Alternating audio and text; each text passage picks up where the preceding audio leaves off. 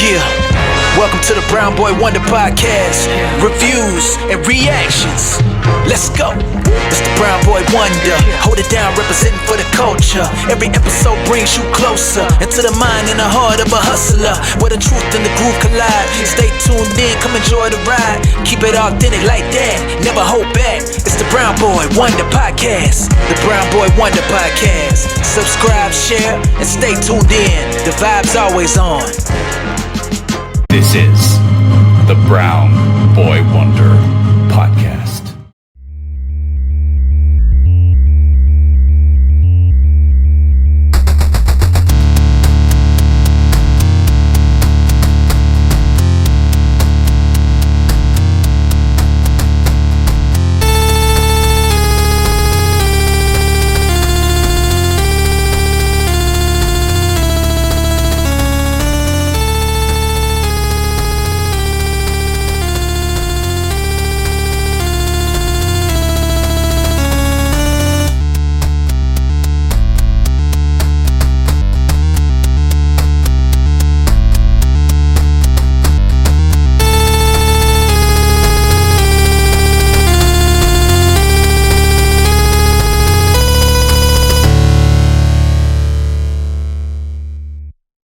Welcome back to the Brown Boy Wonder Podcast.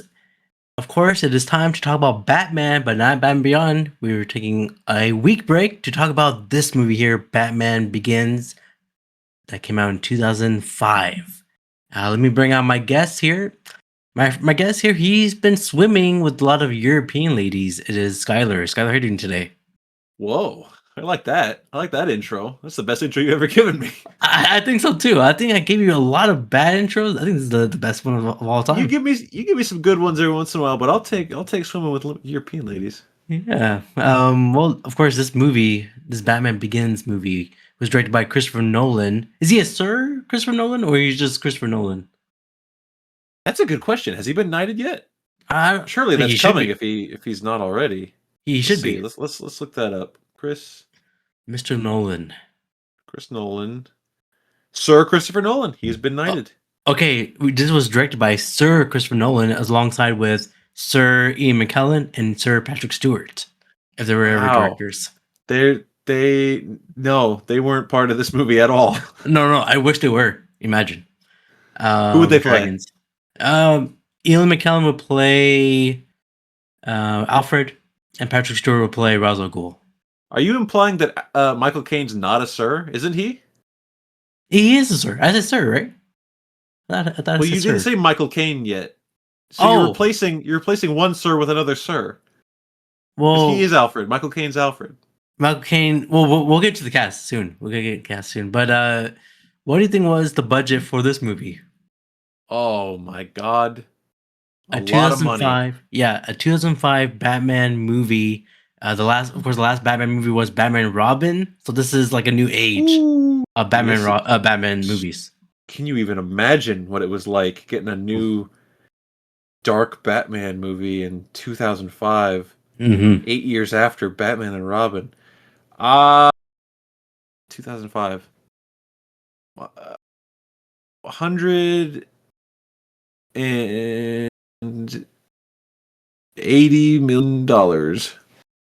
It was $150 million. Oh, budget. Domestic, it was $206 million. So it reaches mark. But Titus worldwide, it made $375 million.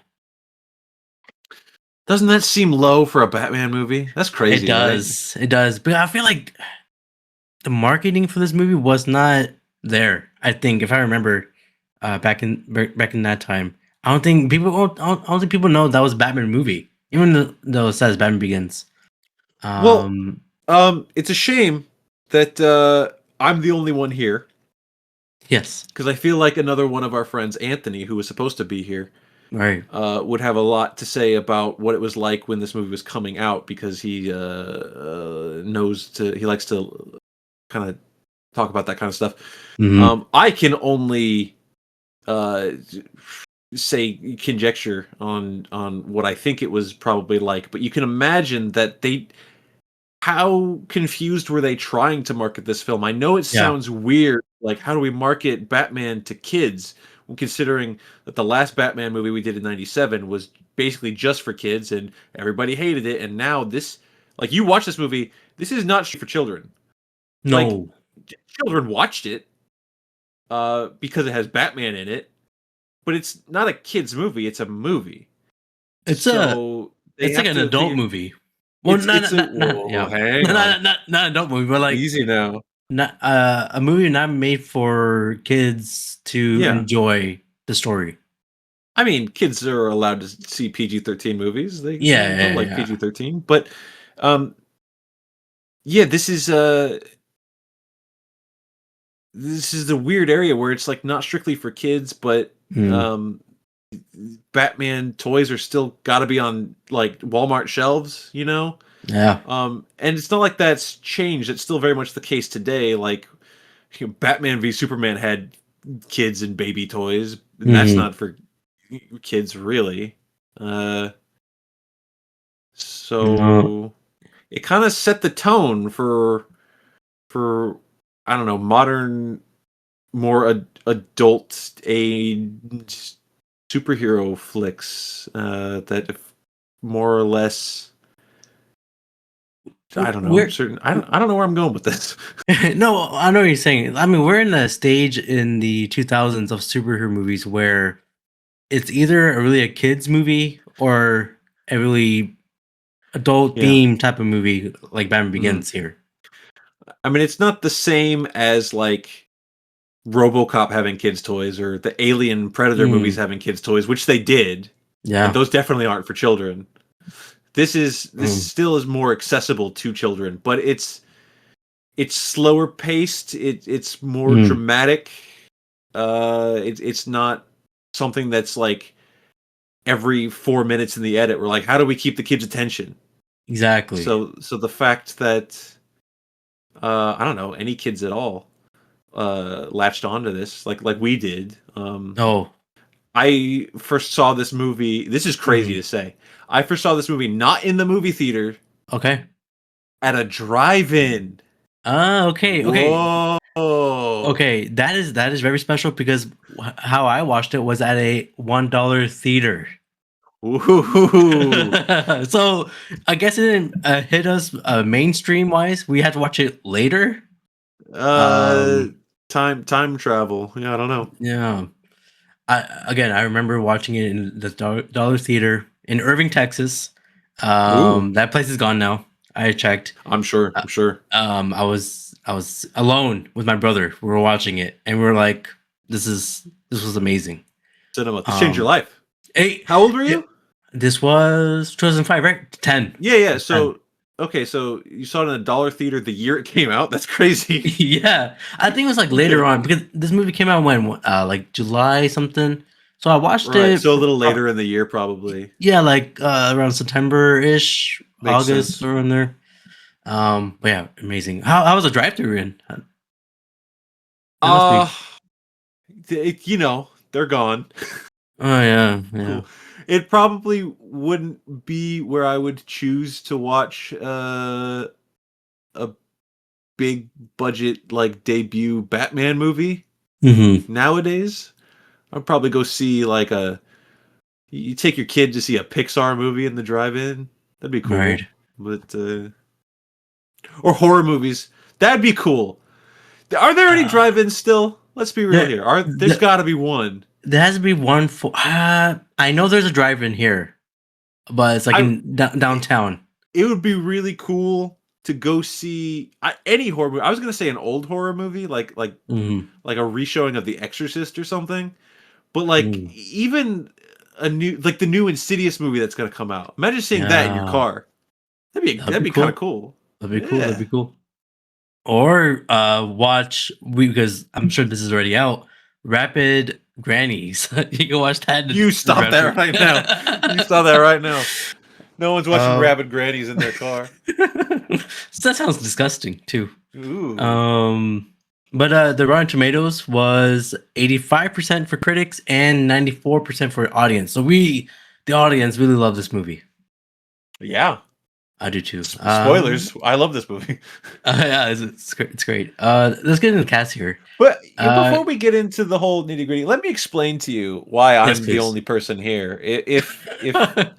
If anyone is listening and they're like, "Oh, the Batman Beyond has had like 4 other people on it the whole time," so hi, this is Abrar, and he's in charge of scheduling, and so he said, "Let's do it on Saturday," and I was the first person to say, "Oh, I can't make it on Saturday."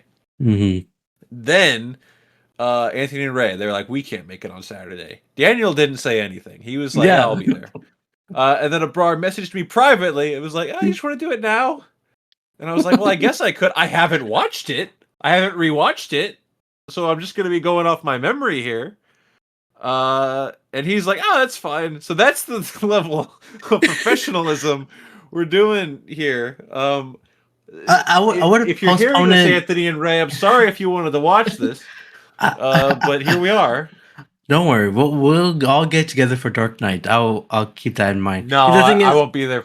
I won't be there for that one. I'm gonna miss that one on purpose. Oh no. The thing is, I don't think I can do the following week, but I'll be busy. It looks like. So I'm like, you know what? Let's get it. Let's rip the Band-Aid off. So you called the only person you knew would actually answer the phone. Me. Yes. Well, I'm glad you're here, man. I love you. I'm glad you're here. Hey, this is my podcast. Yes, sir. It is. I mean, the white boy. What am I, if not an honorary brown boy at this point? Please tell me. You are a Hall of Famer in the Brown Boy Wonder podcast. You're first ballot. Oh, hey, take that, Belichick. Yeah. Ooh, Patriots, you're dumb. Let's get in the cast here. Please. Christian Bale coming off from 2005, American Psycho. That came out in 2000. That was Christian a 2000 movie, yeah. Yeah. So Christian Bale is played as Bruce Wayne and some Batman. We have Sir Michael Caine coming off from Jaws. No, Jaws came out 70s. No, Jaws 4? Jaws 4. That's the last thing I remember. Wow. Oh, what? I don't think he was in any other 2000 films besides this. He's played. You know what? Stop naming their good movies. Name every person's worst movie. So Michael Caine, Jaws 4, Christian Bale. 4. Does he have a bad movie? Shaft. Oh my god, I forgot he was in the same year as American Psycho. Oh, that's crazy, and he was racist in that movie. Very racist. Okay, I was gonna say Thor: Love and Thunder. You know he was the best part of the movie. He was the best part of that movie, but the movie wasn't good. But you know what? We're gonna go with Shaft. You are correct. Shaft. Christian Bale. Shaft. Salvation. I love Terminator Salvation. Of course you do. Okay, let's keep going. We got. This is why we need other people. They don't let this happen. It's okay. They'll hear it. And they'll laugh. Don't worry. No, that's not true. We have. I can always mispronounce this man's name, but I always love him. Yeah. It is Liam Neeson. I think that's correct. Liam Neeson. Liam Neeson played as Henry Ducard, but he also plays somebody else. We'll get into that. Ooh, no spoilers. No spoilers. We have Katie Holmes from. Jack She's from what? Oh, thank you. Another guilty pleasure movie of Abrar. What's Liam Neeson's movie? Taken 3. Yeah, it has to be Taken 3. Yeah, be Taken. Yeah, yeah. Katie Holmes played as Rachel Dawes. We have Gary Oldman. Another bad movie from him is. I don't think he has any bad movies. I think he's a good actor. He's certainly got a bad one, but I can only think of the good ones. Yeah. Well, he's played as James Gordon. All right. He passes right now. He's the only one I can't say a bad one for. We got Cillian Murphy coming off from 28 Days Later, but a bad movie from him, I don't know. Can't think of one for him either. Yeah, he's good. Maybe that one where he's on a plane with Rachel McAdams, but I don't know. Oh, Red Eye. Bad. No, that was good. It was a good thriller. It has Brian Cox as the dad. Right. All right, well, Killian gets a Wolverine. pass too then. Cillian Murphy. He's played as Doctor Jonathan Crane, and then he plays somebody else. So we'll get into that later. No, people know who Jonathan Crane is. Come on. For those who don't know Batman, this is Dr. Jonathan Crane. We also have Tom Wilkinson. He's a great actor. He passed away recently, but he was in a bad movie with is the Green Hornet a bad movie? He was in that. Yeah, it is. Okay. Well, he plays. It's not terrible, but it is bad. Yeah, go ahead. He plays as Carmine Falcone. We got Ken Watanabe. I loved him in The Last Samurai. He's in a lot of great films. I can't think of a bad one, but he plays Ra's al Ghul. Maybe one of the Godzillas, although they're not terrible. No, he was the best part. It's the one where he blows himself up. I think that was like the second one. Yeah, it was. We got a legend here, Morgan Freeman. Living in Color, was he in that part of that show? That's not a bad show. Are you asking if Morgan Freeman was on In Living Color? Yeah. I don't think so. But I don't. I was thinking The Electric Company. It was part of that show a long time ago, back in the 70s. Is that true? Was he even really? Yes. I'm gonna fact check that. Please just say Wanted. He was a fun part in that one. But okay, Shoot Wanted. This motherfucker. What about Red? Okay, yes, let's do it with Red. And Red 2. Red 2. Yeah, there you go. Morgan Freeman plays Lucius Fox. He was on The Electric Company. You're right. Go ahead. Thank you. Yeah, I know my actors. We got you gotta help me out here. He was in Blade Runner as a young man. Rutger Hauer as William Earl E. We got Mark Boone Jr. You can see him in Blade 2, I think. He was in Blade 2. How the hell did you pull that? That's crazy. I remember he was a big guy. He's in Memento. Oh yeah, he was in Memento. He plays Flass, Gordon's partner there. And the other two, not to mention. Is Thomas Wayne? I'm not seeing him in Blade 2. He was not in Blade 2? Wrong. I think you're just wrong. Okay, I was thinking of Duro from Walking Dead. Oh, they look very different, these two. Yeah. Okay. He was in. I got it. He was in 30 Days of Night. No, I don't. What year did that come out? 2007. Oh shit, you were right. He was in 30 Days of Night. Yeah, I remember he became a vampire. Spoiler alert. But all right, yeah, that's it.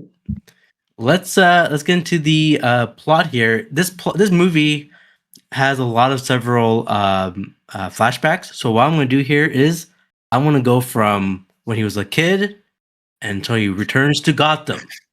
Ooh. So it's going to go in order of his life. All right. As a young boy of 8 years old, Bruce Wayne falls down in a well where he was caught in a swarm of bats while playing with his friend Rachel playing Finders Keepers. Yeah, did it make you mad when okay, so Rachel found an arrowhead. Yeah. And Bruce was like, "You found it in my garden, so it's mine." And she's like, "No, I found first of all, who do you side with? Who's in the right?" I think it's Rachel because Bruce she did find it. She did find it. Yeah. Bruce was wrong. And then she shows it to him. He snatches it right out of her hand and yells, "Finders keepers," like a little shit. He deserved to fall down this well. Damn. That is true. Bruce is rescued by his father, Thomas Wayne, but he is left with the fear of bats. So my questions are, have you ever fell into a well? You could have asked me, am I scared of an animal? But you asked, have I fallen into a well? No, I have not fallen into a well. Okay. What are you scared of any? I was never near by a well because I was scared of the movie The Ring. That girl will come out of the well, and so I'm afraid of wells. Okay, and little Japanese girls. Yes, with long hair.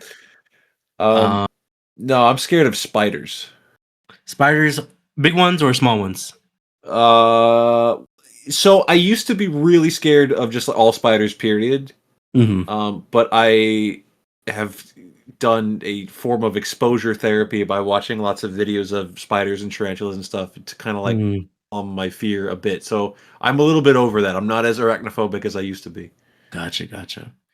I remember. So recently, actually, there was a spider was living in a corner area where we don't really hang out.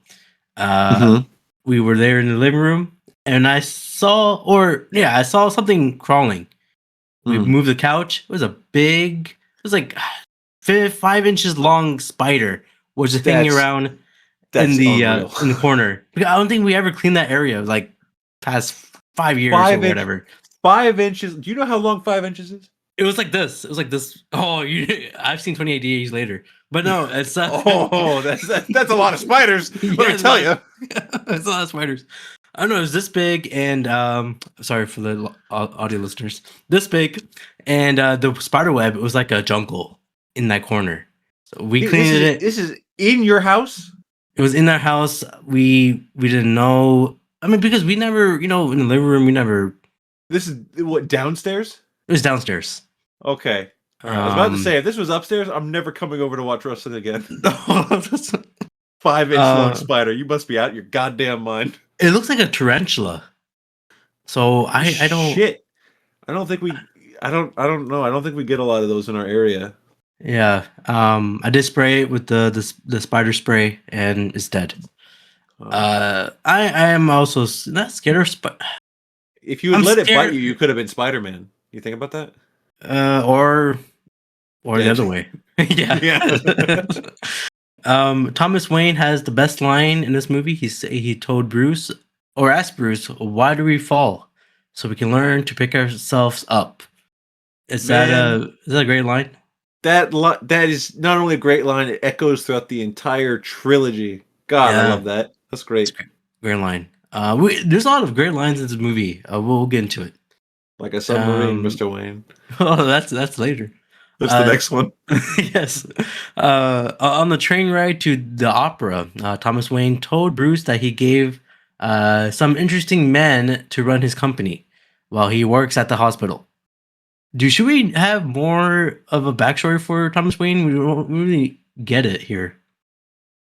No, not for this series. It's not necessary. I mean, there's obviously been many different versions of Bruce's parents and his relationship with his parents before they died, and certain mysteries that are left behind when they died. Like in the newest Matt Reeves' The Batman, there's this whole kind of mystery revolved around his father specifically and stuff. But here, all we really need to know is that Thomas Wayne was just a really good, upstanding guy who did everything in his power to help his city from his his stature and wealth. He just wanted to help Gotham. He is a doctor. He's very wealthy. That's all we really need to know here, and that he was a really good dad.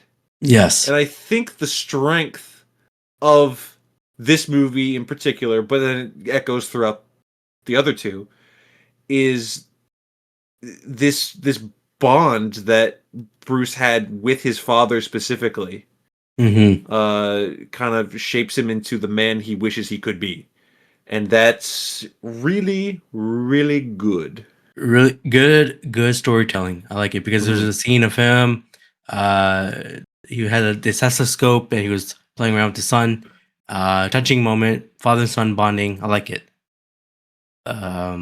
When Bruce and his parents attend at the opera, it's called the Mephistopheles. I think that's how you say that correctly. Mephistopheles. Mephistopheles. Mephistopheles. It's about the devil, I think. Oh, that makes sense. Bruce is frightened by the portrayal of bat-like demons in the performance. I was kind of like Bruce here. He was startled. That's when I saw cats. I had that same reaction. Wow. You know what? I had the same reaction, very similar. when I was a young boy at Disneyland in California. There was a little 4D show that they did for the Bugs Life. You go in, you go down a big anthill, and you watch in a little theater a Bugs Life show. But then, Wow. remember Hopper? I won't Yeah. say who voices Hopper because he's a Oh bad no. guy. But he shows up and he's like, "Oh yeah, well watch this. Bugs are scary too." And then spiders, black widows start to drop from the ceiling, and I was like, "Get me the fuck out of it!" Because listeners will remember, I was scared of the spiders. So, Yeah. I looked at my grandpa, and I was like, "Can we go?"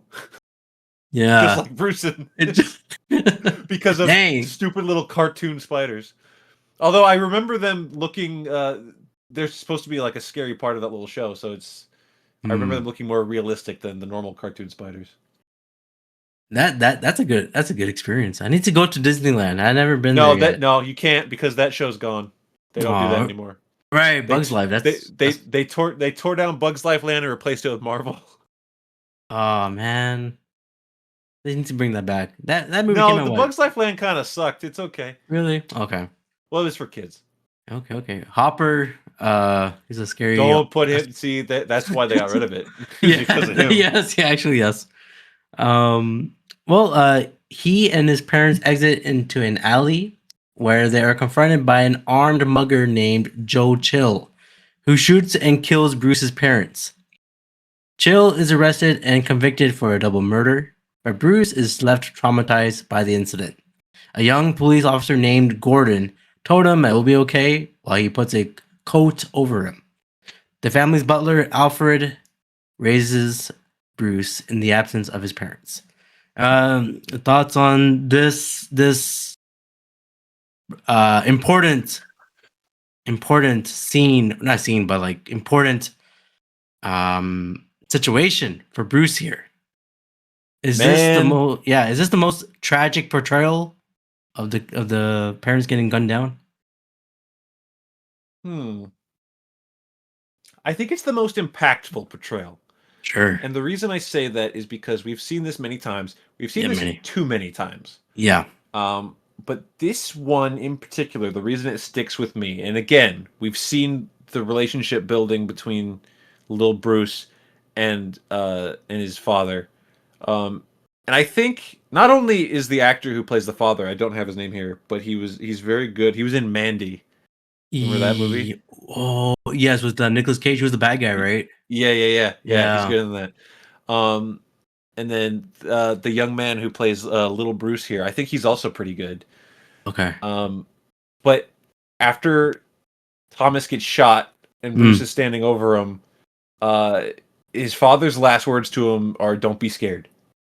Yeah. And I think, I'm not going to say that's the only time in the films that he has said, like, his parents have imparted like a last word to him specifically. Obviously, haha, the joke, we all know Martha. We remember that. That doesn't matter. No. And then in the 89 through the other movies, we never see that actual thing. We don't hear anybody say anything. This is the only one I can remember where they impart a final word, and it's a word of comfort to his son, and I feel like that's important. It's definitely the best executed death scene of the Waynes. I don't know how it can be topped. Let me tell you how it wasn't topped. Was by Jeffrey Dean Morgan trying to throw a punch on the shooter. That is the dumbest. Listen. All you Snyder fans, it's the Snyder movies have some stuff in them that I like. It's fine, but that is so stupid. That is one of the dumbest things I've ever seen. Man, look, Jeffrey D. Morgan played by Negan, and also what's her name? Who played Martha? Oh, Lauren Cohan, who also from The Walking Dead. Walking Dead. Now they have a spin-off show together. Yeah, so I think that one's maybe the worst one of this. I mean, it's shot well, but I think literally what happens in the scene is really dumb. Yeah. So For this one, it's just a silence. Like he asked, bam, bam, gunshots, the pearls drop. It's still silence until we get that wide shot of Bruce there. Yeah. Great scene. Don't be afraid. Don't be afraid. And do you like how Alfred comforts Bruce? Oh, it's, absolutely. The again, one of the strengths of this entire trilogy will be Alfred and Bruce's relationship. Mm-hmm. More so than ever before. And you know what? That can be said about just about every supporting character. Bruce with Gordon. Mm-hmm. We see stuff here. I'm not going to say we've never seen this in comics before, right? But as far as in live action film, Gordon was Pat Hingle before, and he's funny, and I like him. He's I like Pat Hingle, but you don't get anything near this much depth or screen time, obviously. No. So Gordon gets a lot of stuff. We love Michael Gough. Is it Gough or Goff? I think it's Goff. It might be Jared Goff. Tron. Either way. What? It's Jared Leto.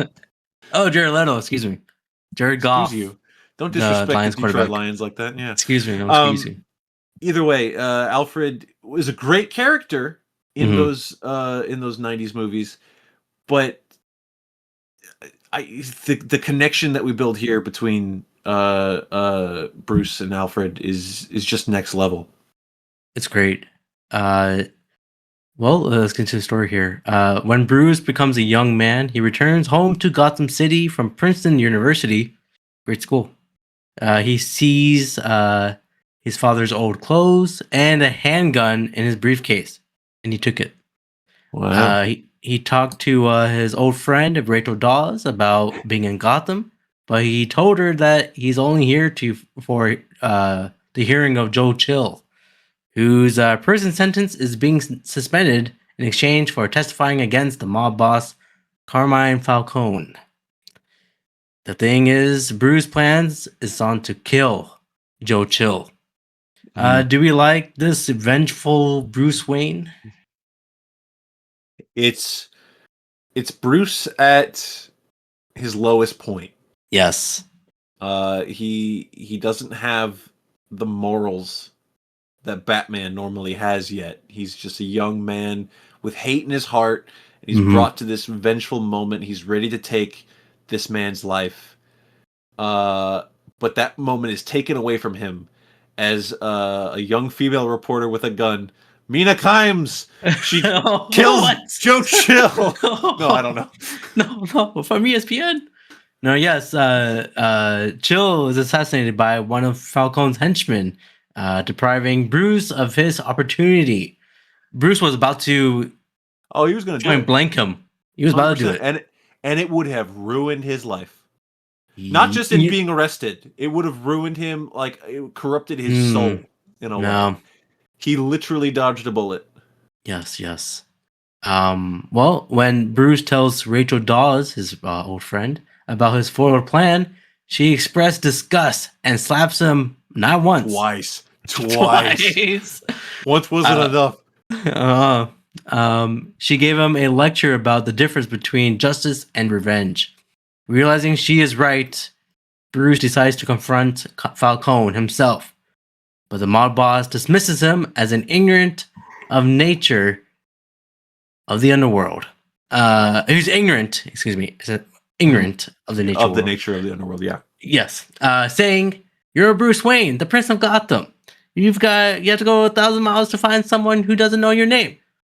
And he also said that what Chill said, "Your father begged like a dog." I always quote that line. His henchman, horrible line to quote. Yeah, I know. Again, Tom Wilkinson is a great actor. His henchman roughing him up, and realizing that Falcone is also right, that he cannot truly understand what he intends to fight as a wealthy playboy. He abandons his life at home, stowing away on a cargo ship, and traveling the world for nearly 7 years. At this point, Skyler, what advice would you give Bruce Wayne? Uh,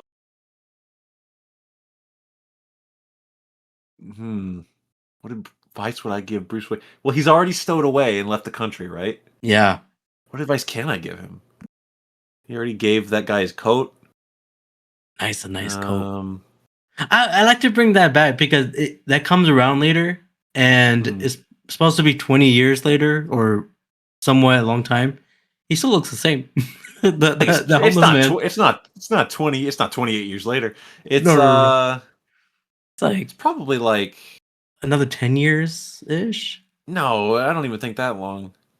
He goes from being a college graduate, and he's gone for probably like 5 years. I don't know. I'm sure the like Wikipedia page says. I don't know. Something. What advice would I give him?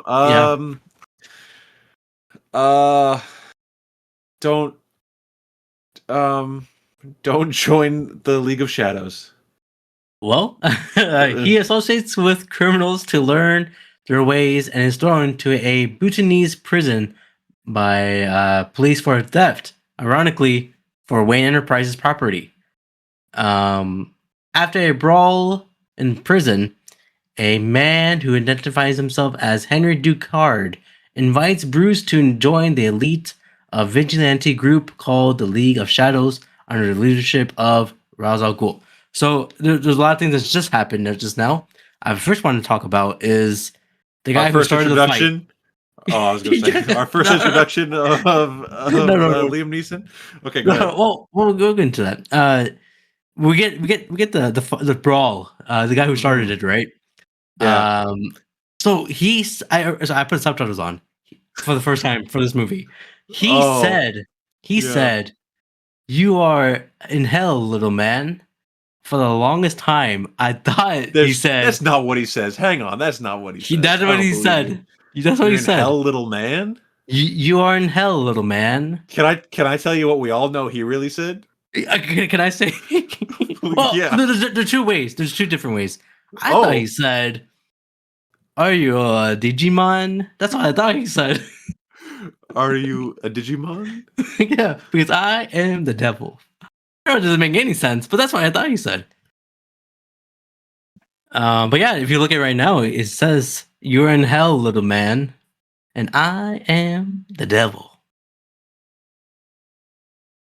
That's crazy. Yeah. Now, this is our first introduction of Henry Ducard. Oh, you don't wait. First, you don't want to say what Bruce says in response to that, because it's a pretty amazing line. He says, "I'm practice." You're not the devil. You're practice. Oh, you're practice. Well, I mean, it's again. Who wrote this film? It's that Goyer guy. Is it Goyer? Oh, hang on. Let me double check. Did he pass? Story by David S. Goyer. Screenplay by Chris Nolan and David S. Goyer. Okay. Again, great dialogue here. That is really good. David Goyer has written some great things and some other things. Do you want to know what else he's written? Man of Steel? All right. We're not going to go through his whole filmography, but we're just going to say, remember 2008's Jumper?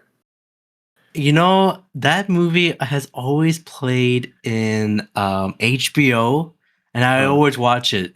I thought it was an okay film. Yeah. Okay. There's that part where they play Halo 3. I remember that. Yeah. Ghost Rider Spirit of Vengeance. Oh, I haven't seen that in a while. Was that bad? Man of Steel. Yeah, I remember Man of Steel. Batman vs. Superman, Dawn of Justice. He wrote that? Uh-huh. I think he lost his mojo. I don't know. Terminator Dark Fate. Dark Fate's good. Dark Fate is good. Dark Fate's not bad. It's good. So you got his mojo back. There's some interesting things in here. But if he wrote that line, He hit with that line. He did. Well, this is our first introduction as, I guess we'll call him Henry Ducard for now. What do you think about this this man here? This mystery man. I'm gonna give it to you straight.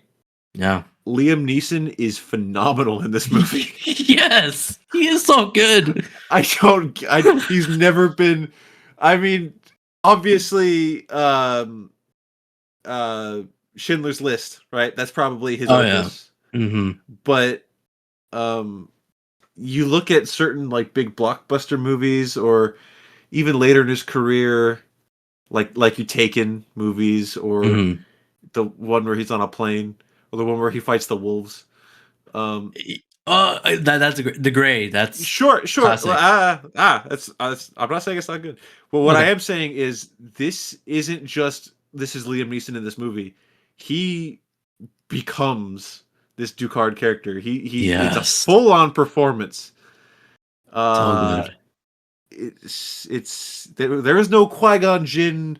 I'm gonna fall asleep while he's talking thing going on. This is there's a mystery and an aura to this man.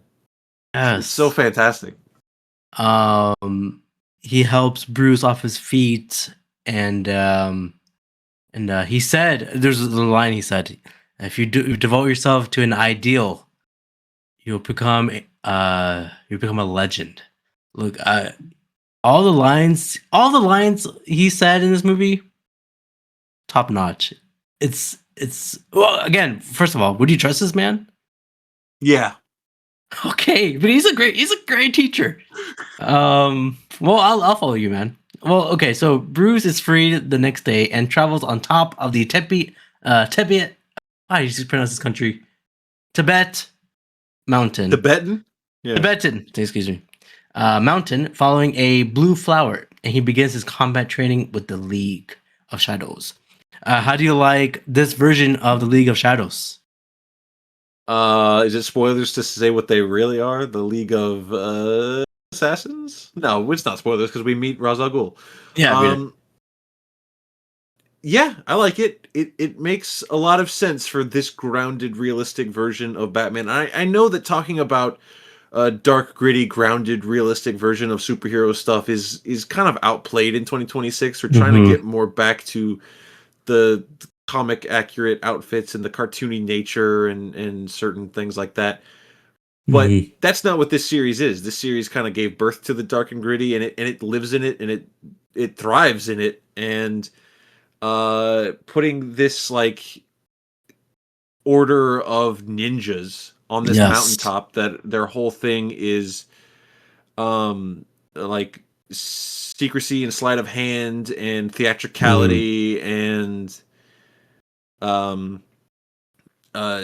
certain like optical illusion tricks to like disappear and all this stuff, and for them to train Batman in this way of being this ninja, it makes perfect sense for this world, and I think it's great. And if you think about it, it's shot really well too. For the record, yeah, especially the montage of the training sequence. Yeah. Amazing. You see freaking Bruce and Henry fighting on the ice. Great scenery, great shot. People always like do some photoshops of him. There's that one Photoshop of them holding like lightsabers because he's from Star Wars. Of course.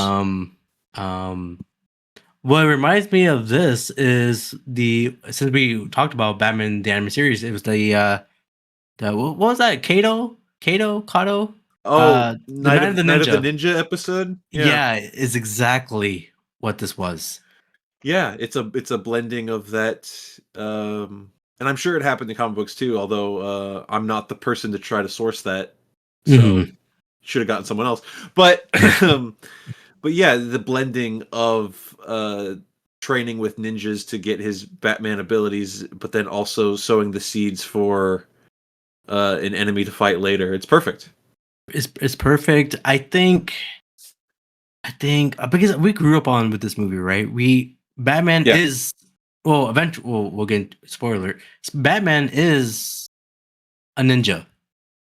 Yes. He is a ninja. When we see Robert Patterson's Batman, he doesn't follow the ninja path, but he does his own thing, which I Yeah. still like. But I think I like more the ninja route of Batman.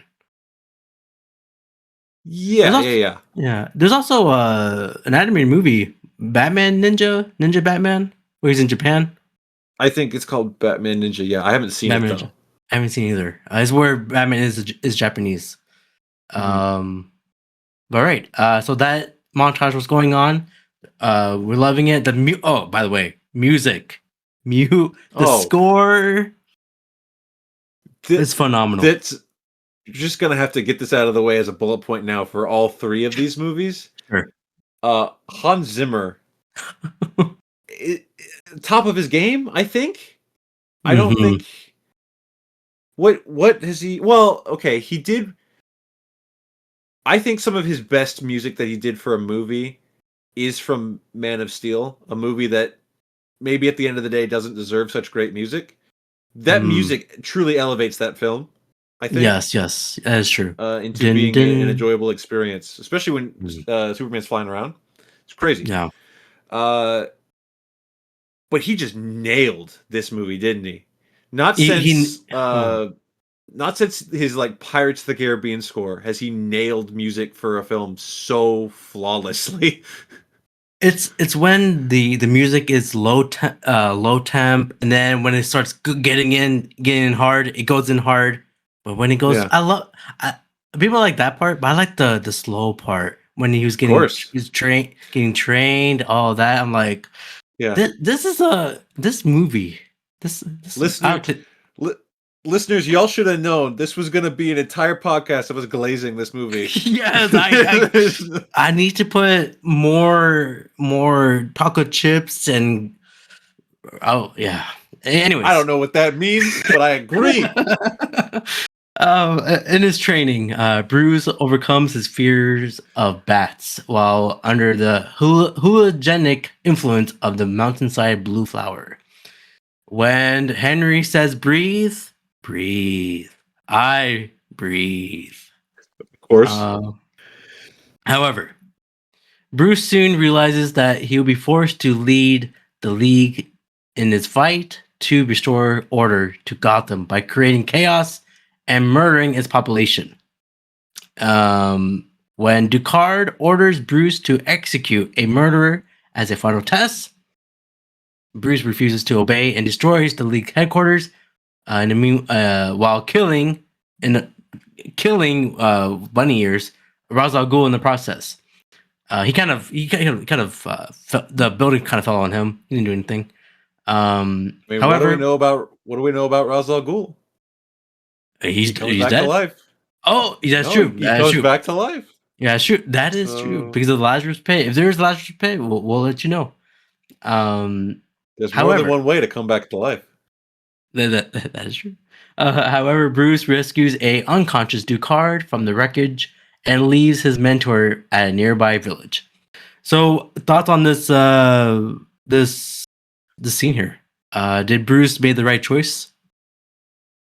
He didn't kill a man that he didn't know whether he was innocent or guilty. Although I don't think him being guilty would have made him kill him regardless. There is kind of a flag that pops up here. Uh-oh. How many people did he kill by blowing up this place, though? Like, is that... It's like there's a difference, and it gets nailed in by the very end. A difference between, like, I will not kill you, I won't save you. I'm not going to kill you outright, but in my negligence, something might happen. I mean, so Ra's al Ghul is dead, and is that Bruce's fault? Yeah. I mean, I think Bruce's thought is like he's not like committing first degree murder. He's like it's just third degree. It's not murder if I'm not looking at you when I do it. Is that okay? That's what it is. Okay. And also this is where the Batman code comes from. At least in this scene here, where Yeah, he don't is not kill people. Yeah, don't he's like, yeah, I'm not gonna be like the murderer or whoever, but I'll just be like them. It's about restoring order. And then Henry's like, dude, you just killed this guy. He's done wrong. Come on, man. He's like, nah. You gotta follow the you gotta follow justice. Well, now we're in the present. So that whole time we talked about, that was a flashback. Now let's get into it. 20 years. Also, I also counted, or I stopped when he came back after 20 years. What I'm about to mention. It took about 35 minutes for the whole thing Of the runtime. of the runtime. I stopped it as soon as he's come back. So Christopher Nolan packaged all that within 40 minutes. Yeah. Great director. I was gonna put say it all in a movie. Yeah. I mean, with the development and okay, I have to talk to him later. Yeah, get him on the phone. I have to. 20 years after Wayne's murders, Bruce returns to Gotham City that is mostly ruled by Falcone and begins plotting a one-man war against the corrupt system. I think that's our answer right there. 20 years after the Wayne's murder. Okay. And when Joe Chill was murdered, that was 14 years later. So this is 6 years. He was training as Batman for 6 years. Okay. That's a lengthy, long time. So that old man kept the coat for 6 years. Okay. So you could be homeless for 6. You could be homeless forever. Yeah. You put your mind to it if you work hard. Yeah, that's true. It's a nice coat. He seeks the help of Rachel and now the assistant of district attorney and police sergeant Jim Gordon. After discovering a bat problem in his house, he found a bat cave underneath Wayne Manor. Would you be cool if you have a cave in your basement? If we had basements here? Man, I don't know what I would do if I had a bat cave. Probably just storage, Storage, yeah. I'd be able to clear out my storage unit. Don't have to pay for it anymore. Just put everything under the house. Yeah, because you have a lot of collections, so it makes sense for you. Oh, there. I gotta start an eBay account. I gotta get rid of some of this stuff. After reestablishing his connections to his father's company, Wayne Enterprises, Bruce is able to acquire with the help of the former board member Lucius Fox. He showed him a body armor. Should Fox be more sus on why Bruce want these things? Well, I think he is. I don't think he clocks what's going on pretty quickly. At no point is he ever just like, well, I guess Mr. Wayne is crazy. No, he's like, I see it. And by the time that Batman shows up on the news, he's like, so that's okay, I get it. That's my armor and my car. I know what you're doing. Yes.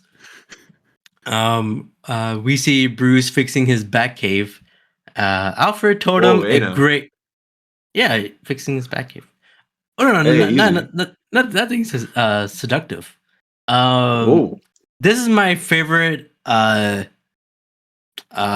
scene for Alfred, at least for this one movie. Alfred told Bruce that in the Civil War, Bruce's great-great-grandfather was involved with the Underground Railroad, secretly transporting freed slaves to the North. Oh, that's cool. The Waynes are woke. Yes.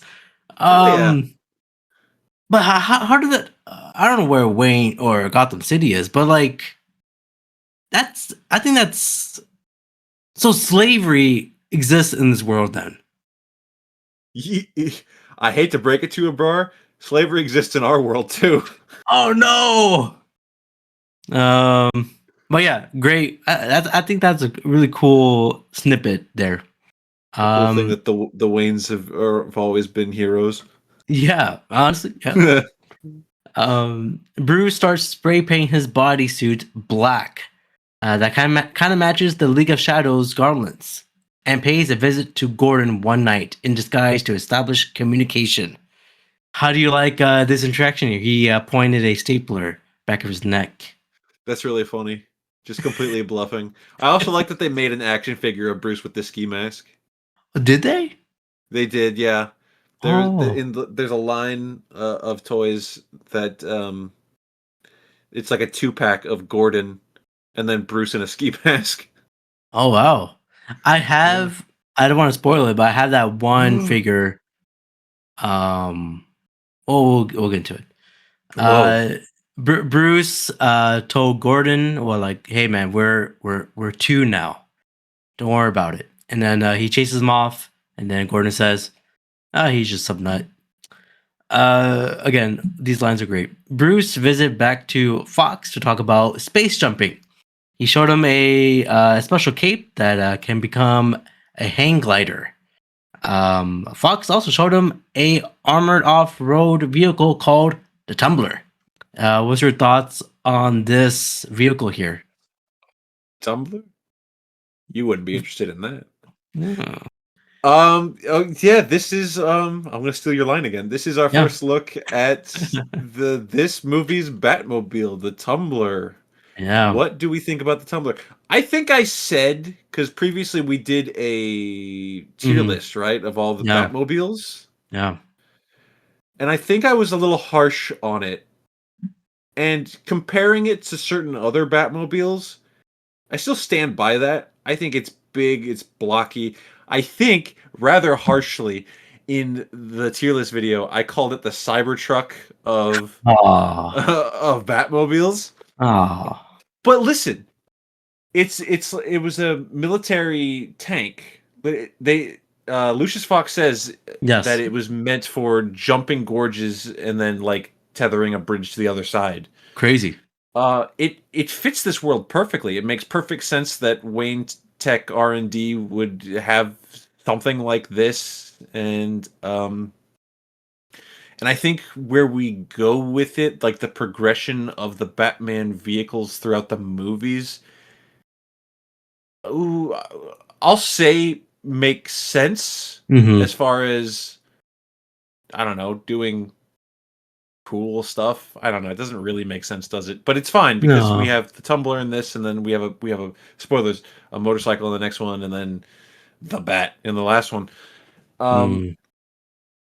No, the Tumbler perfectly fits this world. I've got no problem with it being his Batmobile. It has an important place in Batmobile history. Yeah. There you go. People can compare it to the Dark Knight Returns comic where he brings in like that massive that huge tank. Yeah, that's kind of resembles to that, but it's his own thing, the Tumbler. This is small. I like how all terrain this is. Yeah, like a lot of Batmobiles that are just like by the time we got to Batman and Robin, like he was just driving a rocket with wheels, right? And then there's certain Batmobiles that are just muscle cars. Yeah. This one truly feels like it could like drive over other cars or rubble, or not up a building per se, but it could do some shit. It's good. This made me more interested because my go-to car growing up, my favorite car was the Hummer, so it kind of resembles of a Hummer. They did like those big cars back in the day, so I did. That's awful, bro. Don't do that. I know Hummer 2s. I still see them. With today's gas prices, you must be crazy. Dude. I think it's the original Cybertruck, the Hummer 2, if you think about it. Ooh, maybe. People don't like it. In the sense that if you drive one, I don't want to be friends with you? Yeah. That'd be amazing. That fantasy is gone. I don't like Hummers that much anymore. No, now you want the Tumbler. I want the Tumbler. We see Bruce Wayne fixing his new suit and batarang. Alfred asked, "Why bats, Master Wayne?" Bruce said, "Bats frighten me." It's time for his enemies to show his dread. Great line. Great. That's a fantastic way to both explain why he's a bat. Yes. and just kind of explain the mythos. That's really good. Good line. It's a good line. A lot of the lines, I guess, if you wanted to say a negative about it, like there's so many lines that are just like made for trailers, kind of. You know what I mean? Yes. Every line in this movie can be put in a trailer. But this is an epic, you know. It's grounded in reality, but it's still larger than life at its core. Absolutely. There is this TV spot I always remember. They're using Nickelback. Yes. While Batman Begins. I also think of this. Although Nickelback does not match with this vibe of the movie, I still remember that trailer. Isn't it Chad Kroger's Hero? I think the song? Is it Hero or Save Me? No, yeah, you're right. I'm confused. Hero is the ending credits to Spider-Man. Spider-Man. Yeah, this one is Save Me. Save. Yeah. Again, we love our nostalgic 2000s here. But would you dress up of something you're afraid of? Would I become Spider-Man? Yeah. Is that what you're asking me? Yeah.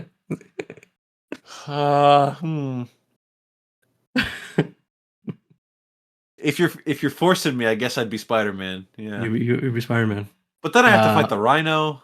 I don't know. No, he'll keep screaming, "I'm Rhino." He does do that. I'd rather have Paul Giamatti as the villain, not Rhino. Like the villain is called Paul Giamatti. Oh, so Spider-Man fights Paul Giamatti from The Holdovers? Yeah, especially with that face. That face! How dare you? I'm sorry. It's not his face. He made that face. During his first night as Batman, he disrupts a drug shipment by Falcone and leaves the mob boss tied to a searchlight, forming a makeshift bat signal. So, okay, now I'll say it. This is our first look of Bruce Wayne as Batman. Thoughts on this scene here? Well, the scene is incredible. Mm-hmm. The scene, him systematically taking out all the guys in the shipping yard, the guy who's panicking, shooting his gun off, yelling, "Where are you?" Here. Fantastic. We get him the iconic "I'm Batman." Mm-hmm. That's amazing. Our first look at the costume. What do we think of the costume here? He's definitely Batman. We can't take that away from him. He's Batman. You're doing a thing right now where your audio listeners have no idea, but Abrar is like puffing his chest out with his shoulders out wide. The cowl is a bit it's thick. I don't think they ever completely mastered the cowl in these movies, because the cowl here is rather thick. It's kind of a classic Batman cowl. You would see like cosplayers at Comic-Con, good cosplayers. Oh, okay. Good cosplayers, but cosplayers nonetheless with like these big thick rubber cowls, right? That's kind of what it looks like to me. Whereas in the next one, it contours to his head more. I would say a little too much. Do you know what I mean? Oh, like it's to his skin. Yeah, it's like the full like shape of his head. And the neck is a lot tighter. Now I like the way Batman looks in these enough. Like this costume and the next one. So I'm not complaining really. I'm just saying, if I had to like rank this in live action Batman costumes, I think Pattinson clears this. Okay. I think Keaton in Returns clears this. Okay. That's all I'm confidently willing to say. I mean, if you think about it, it's kind of like a thicker version of Michael Keaton's the '89 version. It's more of a thicker, Is it because you don't see his neck? I think the cowl in this one kind of like lays over his shoulders a little bit. Okay. And I think that's where it starts to lose me. I don't care that the neck is thick, I guess. Although I think we still have the problem where he can't turn his head. That's where the skinnier neck came in. Yeah. In the next one, which it's fine. It kind of adapts and changes naturally. Mm-hmm. But it fits this world. That's the most important thing. It fits this world, and the thing about this scene here is, you don't see him until he says, "I'm Batman." He acts like a ninja. They really play into him hiding in the shadows perfectly. Yeah, like, it really establishes his sneaking prowess, which sets the tones for the Arkham video games. A huge part of those games is like hiding in the shadows, then stealth takedowns. Yeah, and we haven't really seen that before this in live action, have we? Oh, usually Batman does sneak around a lot. Obviously, by the time we got to the Schumacher films, Batman just like jumps in and starts fighting goons like a Power Ranger. The closest I can think is the very, very beginning in Batman 89, where Keaton, you see him in like the background on the rooftop with the big bat wings, and then he like jumps down. But that's nothing to this level of him like quick takedown, hiding above people, true ninja shit. Again, that's why I love this version here. He also disrupts a assassination attempt on Rachel Dawes, leaving her with evidence against a judge that has gone soft on Falcone in the past. Batman told her, "I'm just like you. I also rattle some cages." Ooh. I do that when that scene comes on. It's like, I rattle some cages, and I move my hands like that. Also, she screams like, "Ah!" I thought that was like she tried to tase him. That's true. But he was like, "Get that shit off of me." Great. So we got the interaction with them. Alfred wakes up Bruce in the morning, concerned about the long effects of him doing what he's been doing, while Bruce Wayne is doing some push-ups. One of the Wayne board members told William who is the head of Wayne Enterprises, that somebody stole a shipment of a microwave emitter that can potentially vaporize the water supply. That's not good. Not good at all. Who could have done that? I don't know. We'll see. During a nice night, Bruce Wayne accompanied 2 European women to a dinner to show that he's still a billionaire playboy to the public. After a swim with... Oh, you were with Bruce Wayne in the swim here? Oh, am I now one of the European women? Oh, no. I've lost the status of swimming with the European women, and now I am one. No, you're swimming. You're swimming with Bruce with the European women. Okay, I'll take that. Okay. Double dive. Bruce meets Rachel through passing after 20 years. They caught up, and Rachel said she's still struggling changing the world, while Bruce is still having fun. Bruce is like, this is not. It's not me. I'm something more inside. Rachel was like, "Bruh, I know you're a great kid," but she says one of the best lines in this movie. Is this usually the second best or the first best? The line she says? Yeah, what she's about to say right here. Well, tell me what it was. It's not who you're underneath, but it's what you do that you. Would the competition between first or second best between that and Why Do We Fall? Is that the first one? Or? Yeah. Which one takes the quote? Which one's the better quote? Honestly? Ooh. I think Rachel's. Yeah. I think Rachel's might be the better quote. I think so too. Because she's saying it's not who you're underneath, like you're still the person. but it's about what you do.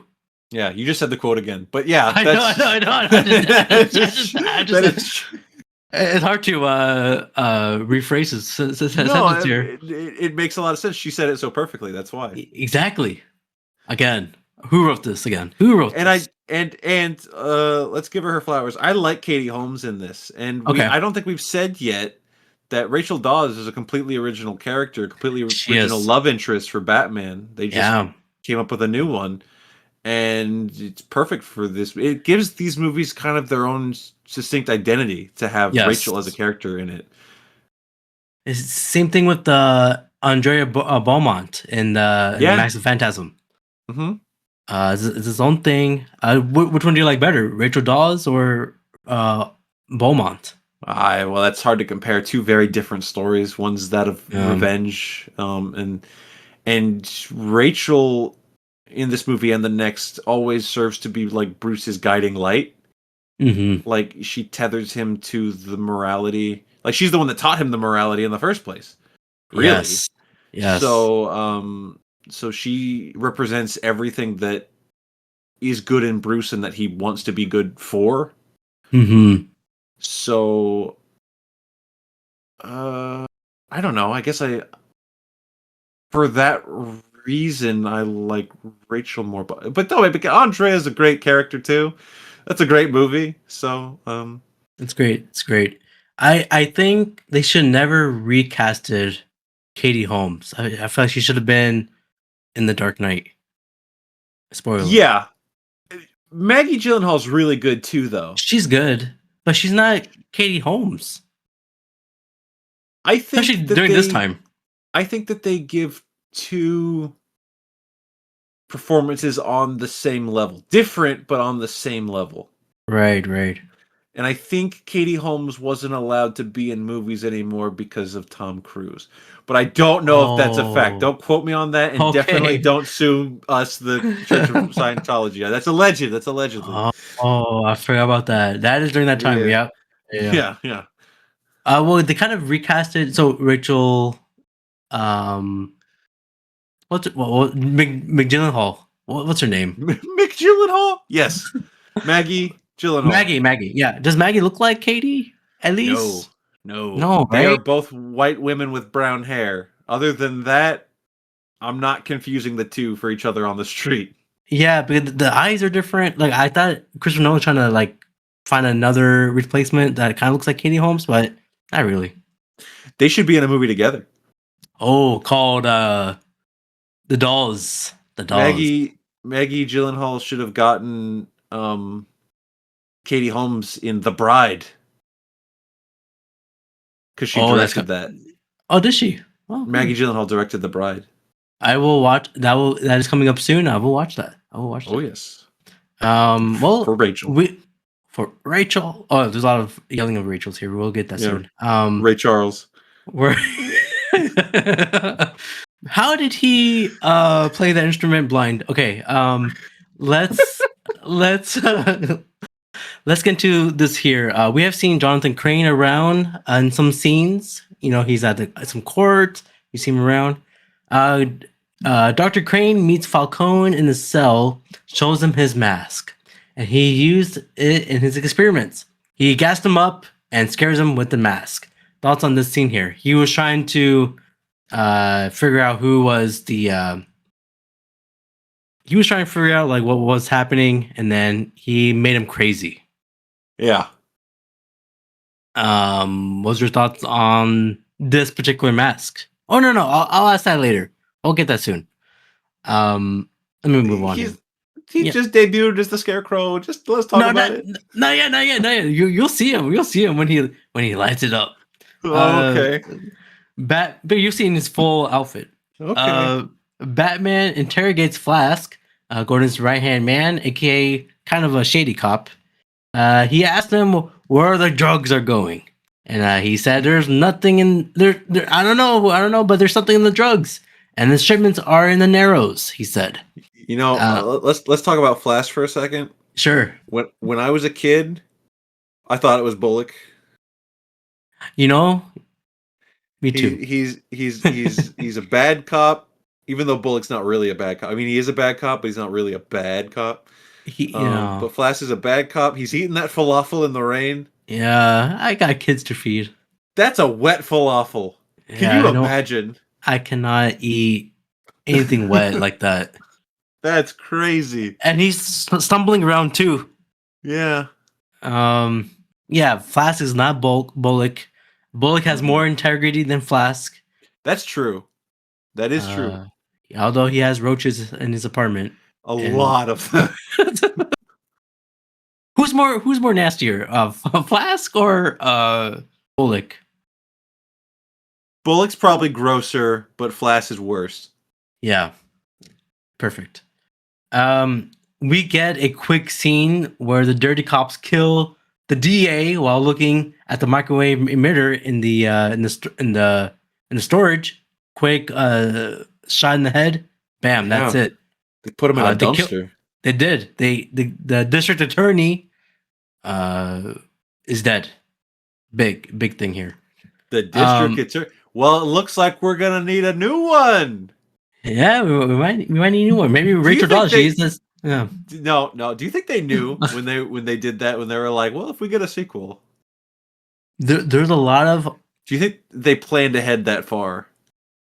I think they put it out there just to see if they never had a sequel and they're never gonna get a sequel. It's like, you know what, let's just put that out there and see what happens. And yeah, other than that, they got a sequel. Yeah. While investigating the unusual drugs in the shipment, Batman is stunned by Jonathan Crane, aka the Scarecrow, who sprays him with a powerful hallucinogenic. After being set on fire, he says, "Wait, what was the line?" After being set on fire? Before being set on fire. I think you ought to lighten up. Yeah. Batman escapes and puts the fire out off of him. Batman is rescued by Alfred, and he got I'll get that later. This is our first introduction of the Scarecrow. Skyler, what's your thoughts on this guy? This is, to this day, our only live-action film version of Scarecrow. Movie, yes. Yeah, in movie. Well, wait, where else would we have gotten? I think he was in Gotham. Yeah, that's all right. But yeah, in a movie, live-action Scarecrow, it's our only one. He's very simple in design and in execution. Mm-hmm. He's a psychiatrist that plays on people's fears. He uses fear toxins to get in people's brains, and he's got a spooky little mask that he puts on so that he can like jumpstart people's fears. Right. At the end of the day, that's all he needs to be, and he does it flawlessly for what it is. Now, I really like the character Scarecrow. Sure. And so in my heart of hearts, I want more Scarecrow. Yeah. I want Scarecrow with like the syringes full of fear toxins like attached to his fingers, the horrifying mask, right. The Scarecrow Arkham Knight played by Jonathan Noble, right? Mm-hmm. It's a great performance, great interpretation of Scarecrow. But again, we're going more grounded. And spoilers, kinda, he's not even going to end up being our main villain here. No. So, I think he fits this role perfectly. And I think Cillian Murphy is one of the greatest actors of our generation. He's up there. He's amazing. And he doesn't, take center stage here. But I think he plays this very well. Very well. What do you like about his mask? It kind of reminds me, since we watched Batman the Animated Series, it kind of looks like the first version of Scarecrow. Ooh, the first one, the one we all hated. Yeah, a little bit. If it's like live action, it would look like that. You have to imagine that there was a conversation of giving him a hat, and somebody was smart enough to say no. Yeah, it would make sense. It look goofy. Yeah, no hat this time around. I love that, like, the mask he's not even masking his identity. Like, by the time that like Batman bursts in the room, like he's already seen his face. I'm pretty sure. Yeah. He's the mask is just an accessory to the toxin. Once he throws the fear toxin in your face, then the mask does its real work, and that's what's cool about this incarnation. Absolutely. This is a good scarecrow. Good scarecrow here. This was the first time Batman was kind of defeated. Yeah. Do your impression of him in the rain calling for Alfred. Alfred. That was exactly what I thought. The movie just started playing. That was crazy. Yeah. That's what happens when you have this microphone. But yeah, when Batman was rescued by Alfred, he was given the antitoxin developed by Fox. 2 days later, Bruce wakens up in his 30th birthday. What? Oh my God, we're older than Batman. Yes. Oh, no. at least in this part, yeah. You know what? Yes. Oh no. So, being Batman for like what, 2 weeks now? He is now turned 30. Yeah. Batman started being Batman when he was 29. What have we done with our lives? Exactly. I made a podcast. Hey. It's something. Rachel visits Bruce saying happy birthday and gives back the Finders Keeper's arrowhead thing. That's sweet. It is sweet. And then Rachel was notified that the DA is missing and she got to talk to Crane about something. That something's up. But that means Bruce needs to suit up. Because she's also needs to talk to Crane about Falcone, what was going on with him. But he's in Arkham. We also see William Earl firing Fox in his office space. And his line was, "Did you get the memo? Do you think this was messed up?" It's a Firefox. Yeah. Firefox. You ever use Firefox? Oh, I did in the beginning, but now it's slow, so I use Chrome now. I'm sorry. Yeah, no. I do too. I still have the Firefox logo here. I was once told that Firefox was better than Chrome, and I don't think so. Not anymore. Yeah, he fires him because he's just being a scummy businessman, cutting back.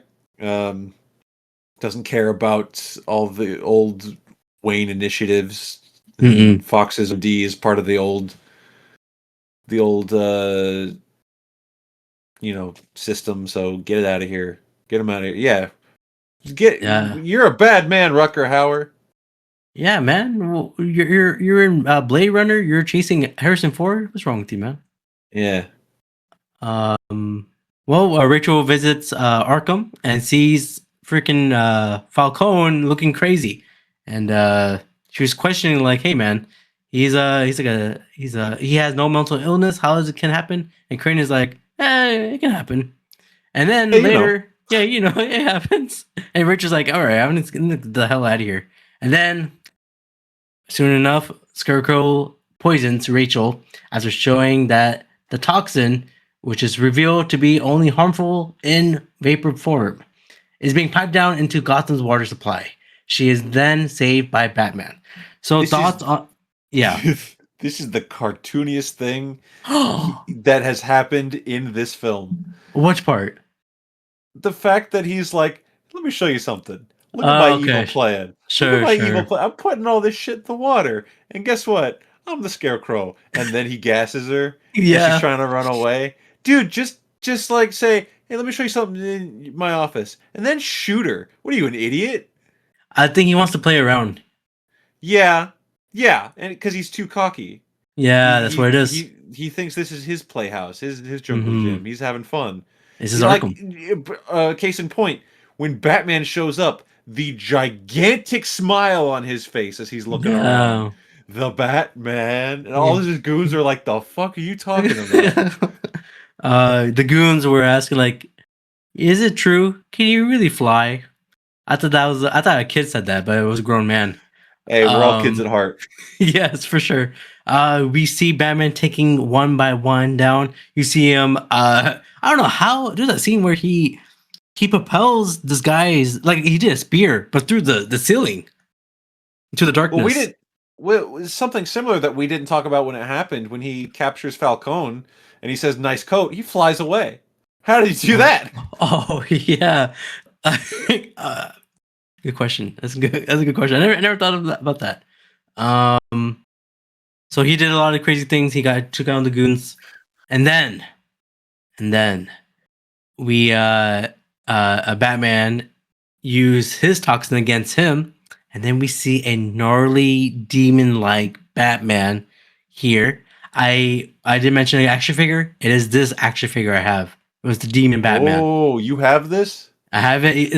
The action figure is in all black, and you see the face of like how he's supposed to look. Now you need to put it on your Brown Boy Wonder shelf. Yeah, it's in my it's in the living room there. Well, yeah, what's your thoughts on the scene here? It's great. He literally gives Crane a taste of his own medicine, and we see what that fear does. And Crane is pissing in his pants when he sees it. He is pissing. He's trying to figure out, where Batman. What was Batman asking? He's asking like where. I guess he's still asking where the He says he asks him who he works for, and I believe he does say Ra's al Ghul. It's Ra's al Ghul is dead. Yes. Yeah, who are you working for? Yeah, I remember. And then Crane says, "Dr. Crane isn't here right now. What if you'd like to make an appointment?" It's great. This is great. This is a great movie. This is for spoilers, a 5-star movie. The police entered the Arkham Asylum. Jim Gordon helps Batman and talks to Batman about what the hell has been happening. We see him drop the bat. It was like a sensor, like a bad hearing. The sonar. Thing. Yeah. Yes. He drops it down. He brought the bats in. He drops it down. He made a great landing shot there. And can I give you an interesting fact right now? Please. That scene of him dropping down with the bats, all of that is CGI. The entire thing here. I got the entire thing. Let me take a look. See at it. You can't tell because it's because on account of all the bats. Because of the bats. Also, the bats CGI. It looks real. It looks like it's there. Yeah, I believe all those bats are CGI. Yeah. I mean that makes sense to me. They're all like flying about so fast. Yeah, so you can't really tell like the details of it. It blends well. Also, it's in black, so you can't really tell. But yeah, him landing that shot, dropping down, Batman himself was CGI. That's pretty crazy. It's good. Good. Again, this was 2005, and we barely noticed it. There's some pretty quick and clever editing in there to like. Obviously, by the time that he does like the landing, that's him. Yes. But like all the shots cut throughout of him. Doing the fall. I can see how they did clever edits to hide that. Also, he runs through that cell and blows a hole in the wall. Did he just let those guys free? They look at each other like, "You want to go?" Yeah. I mean, they look so. The funny part about that scene is like, this is not the craziest thing they have seen before. No, they Dr. Crane works here. Yeah, that's probably that is true. So Batman escapes Rachel in his Batmobile. Thoughts on Batman jumping on rooftops? Oh, this is a great sequence. This is a great car chase sequence. Great showcase for the Tumbler Batmobile. Mm-hmm. We have an amazing combination of practical, like the car racing down.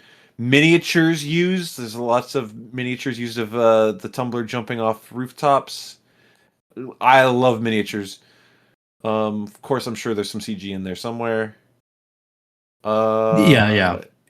This is just a great action sequence. This is probably this movie's version. Like imagine when it came out, watching this and feeling how we all felt about the car chase in The Batman, right?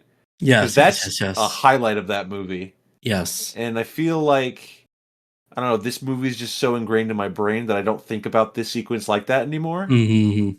But it's got to be how it was when it first happened. Absolutely. The whole chase is great. Batman says, okay, the thing is that ruined for me for this scene is I watched when it came out the MTV Movie Awards, and they did a parody of the was it scene. like Jack Black? Was it Jack Black in the Tumblr? I don't know. I don't remember who was. I think maybe it was Jack Black, but I remember Andy Dick. Do you remember Andy Dick? I know Andy Dick. Yes, he was part of that thing, and then his line was like, because in the one of the cops was like, he's jumping on Andy Dick. So in the parody, he said Andy Dick is like, hey, he's jumping on rooftops, and then they show the guy saying, the cop saying, he's jumping on rooftops, and Andy Dick is like, I already said that. So for some reason, I remember that. That's funny. Don't let that ruin it. That's funny. It's funny, and I think Jack Black was Batman. I don't remember. I remember the MTV movie awards where Jack Black was Spider-Man and he was hanging upside down trying to kiss Kirsten Dunst.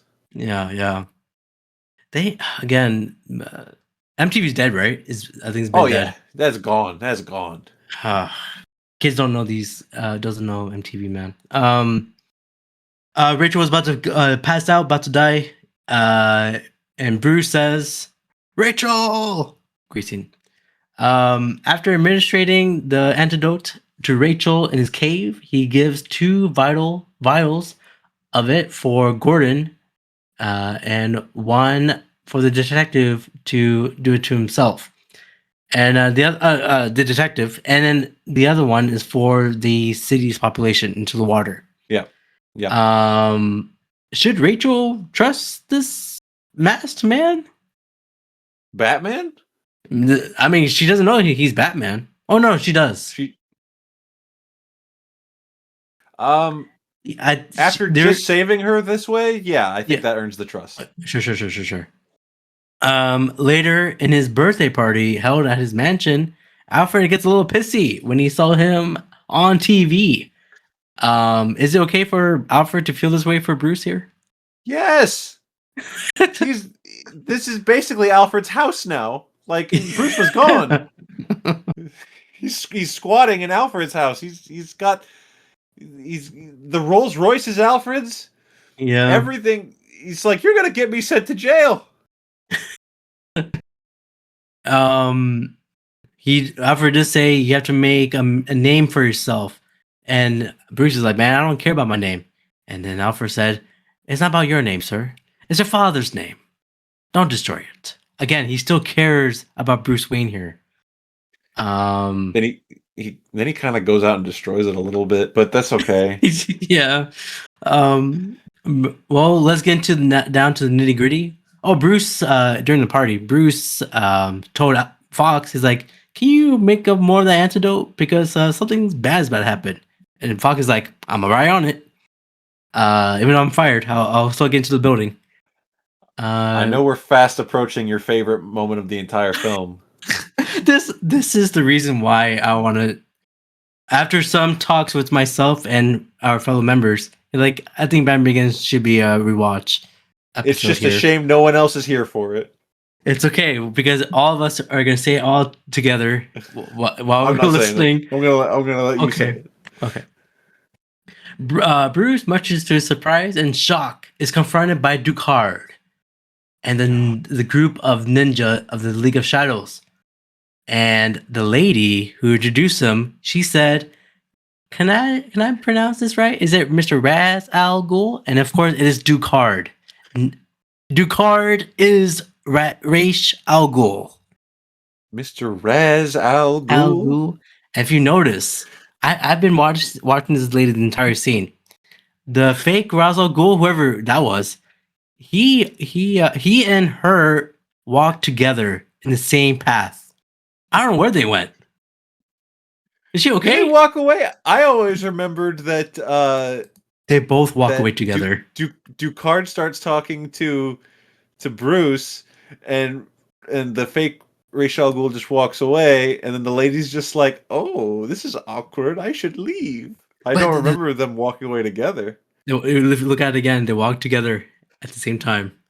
So I hope what I really want to know is what conversation was this lady having with this fake Ra's al Ghul that she found him so interesting.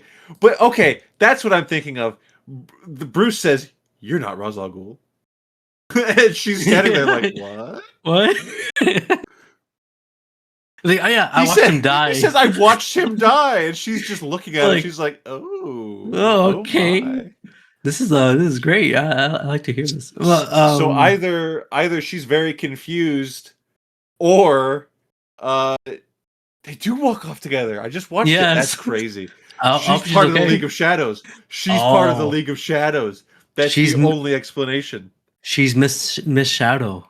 Christopher Nolan is known for this. If you remember, spoiler for Dark Knight, in the scene where actually I cannot say that. It's a big spoiler.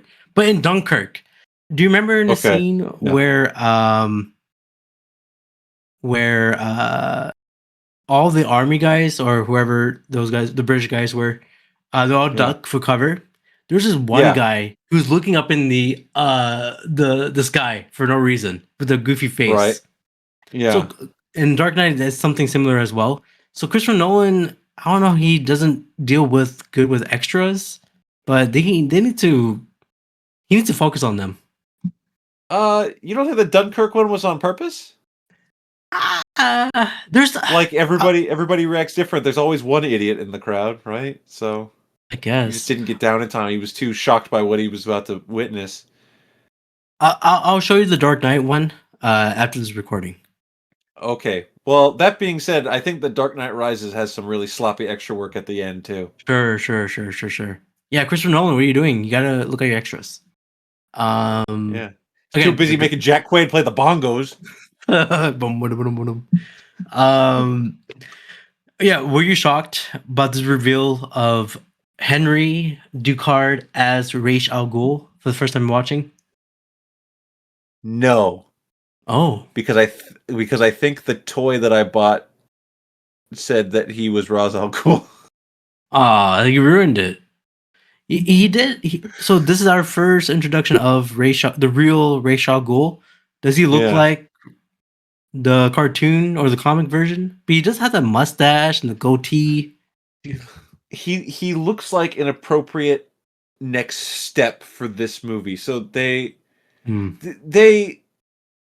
say in this scene, in this reveal, kind of that he was always Ra's al Ghul.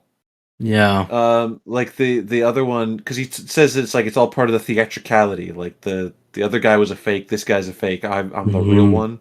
And maybe Ra's al Ghul is a title that's been passed down through the League of Shadows, and he's just the current one. Yeah. Or maybe he's been alive forever. Who knows? I don't know. That's true. But yes, now that he's here in his little scarf with his Ra's al Ghul mustache on full display. Liam Neeson's like 7 feet tall. He is so tall. He's very intimidating, and he's walking around here like he owns the place. Bruce, in an act of desperation, gets everybody to leave, but Ra's al Ghul is like, it doesn't matter. They're all gonna die anyways. Yeah. He's great. Very intimidating figure. Great casting call for this here. As you said, the former Ra's al Ghul who died was a decoy. Ra's, who's been conspiring with Scarecrow the entire time, plans to destroy Gotham by distributing the toxin, which was extracted by the mountainside blue flowers. So that was when I rewatched it a long time ago. I was like, oh, okay, that makes sense. The toxin is from the blue flower. So now I'm paying attention. Oh, yes. Now we're watching the movie. Now we're watching the movie.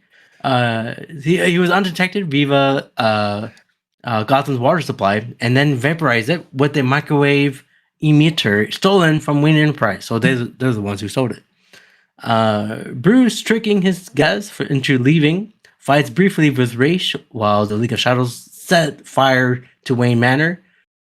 Bruce escapes the Inferno with Alfred's help of just as the manor is destroyed. So a lot of things has happened. Do you like this asshole Bruce Wayne here? When he was kicked him off? Yes.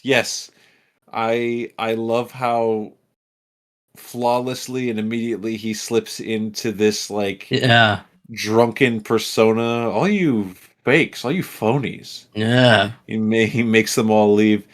And someone says your father would be ashamed or something like that. And he's just like, I know.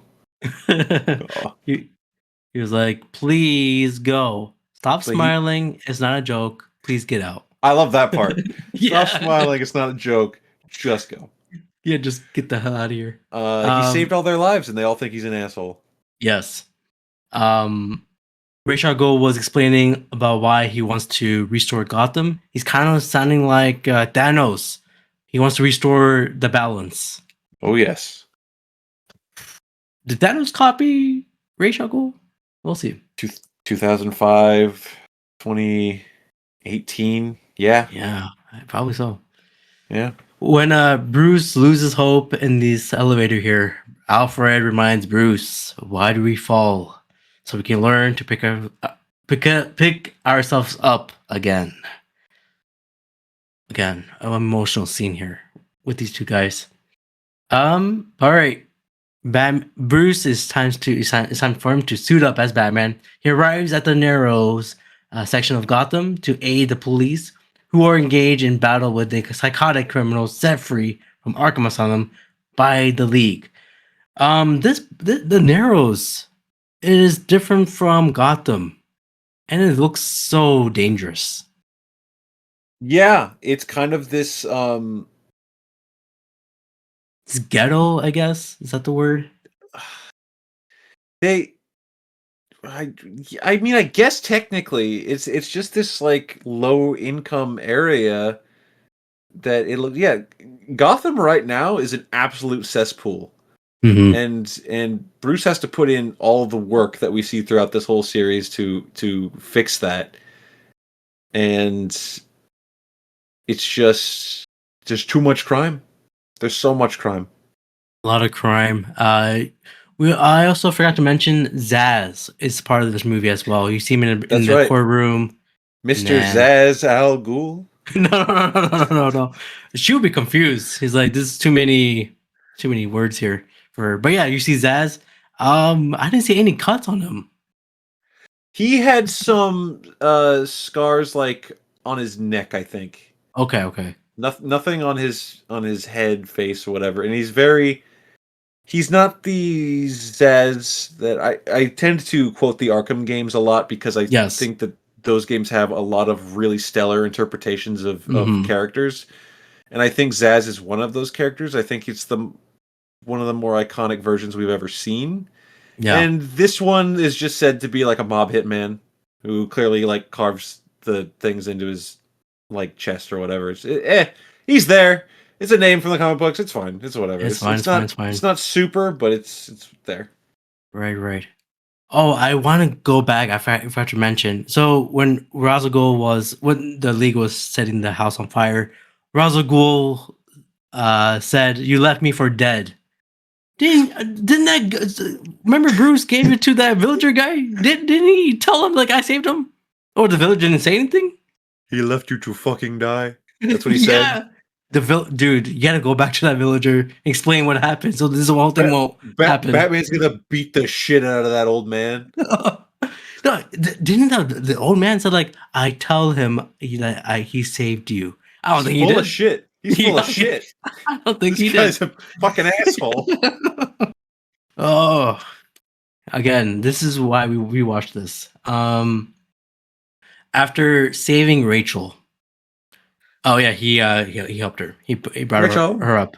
Rachel. Also, the kid. Forgot to mention a lot of side things here. The kid who played Joffrey. He was the little kid. Do you like his acting? Baratheon. Yeah, from Game of Thrones. Do you like his acting here? There's a cop who pointed at him. Yeah, you don't like that cop? No, he's like, why do you point like that? I can't find my mom. He just points. Yeah. He's just a kid here. I don't know. I mean, Just a kid. obviously, he plays his role in Game of Thrones amazingly. No Oh one yeah. has ever wanted to see a young man die harder than He the world. Right? uh he's like Dominic Mysterio in Game of Thrones. Oh, you think? I don't think Dom has Joffrey heat. Oh, I don't think Dom I has. think he's getting there. Who has Joffrey heat? No, who's a little young guy who's snotty? It has to be Dom. No, I don't know. That's my word. Oh, I thought I saw a cat, but it's just my foot. Excuse A me. cat? I thought I saw a cat, man. Excuse me. No, that's 2 movies from now. Oh, right. And Hathaway. Catwoman. Yes, Ooh. yes. Probably the best. I don't know. Uh, Wow. no. I don't know why I'm talking like Trump. Anyways, yeah. So after saving Rachel with Joffrey, he reveals his identity to her by saying, "It's not who I'm underneath. It's what I do that defines me." Oh, it defines you. Sorry, Rachel. Yeah. You think it's the right time to tell her his identity? Bruce is in love with Rachel, Yeah. and he deep down wants her to know that he's doing good for the city. He just made everybody at that party think he's an asshole. Yeah. Alfred yelled at him today. He needs someone to know that he's doing something for others, Yeah. and he needs that person to be Rachel, and she does now. She says Bruce, and then he goes. He goes. He leaves Gordon in control at the Batmobile. Oh yeah. Also, the way again coming back before that, Commissioner Gordon, not Commissioner Gordon. Detective Gordon was talking to Commissioner Loeb. Oh, sure, Commissioner Loeb is also in this film. Not as much, but he's in it. He was talking to him like, "Hey, I need backup. I don't." He's like, "I'm on my own." And then the tumbler came into the Narrows. Great scene. What a great bit! Love that. Great, I love it. Oh yeah, so he leaves Gordon in control of the Batmobile. He thought, yeah, you look good in it. I liked it. To stop the elevated train that is being used to transport the vaporizer to the city's central water hub. Oh yeah, by the way, have you noticed how they say the word hub? They say it many times. Yeah, The way they say the word hub is like hub. They're I don't know. It's like a Chicago city, so they say things funny. Oh, that's true. And we see Batman fighting the people in the Narrows. So thoughts on this here? It's like he was fighting like zombies. Yeah, he's fighting a bunch of people. It gets horrific here. There's a certain point where we see people, all these infected fear toxin people, like scrambling over each other, fighting each other. I think like someone's getting his nose bitten off or something like that. It's horrifying. It's like it's a madhouse in this Narrows here. Batman then battles Ra's al Ghul in the train. Did you talk about how Scarecrow got tased in the face? Did you mention that yet? I haven't mentioned that yet. Rachel Dawes put out her taser and tased his face, and then you never see him again. Yeah. He was on a horse. He was on a horse. He was cool. Well, he like killed a cop and took it. Oh, right. And the horse was breathing fire. It was breathing fire. Yeah, there's a lot of Don't you think Zaz kind of looks like in this scene? He looks like Edward Norton from American History X. Is it the way his bald head is shaped? Yeah, I can see that. I'm gonna send you a screenshot. Hang on. Let me see here. Live on the pod. Let's see here. Where is it? Hold up.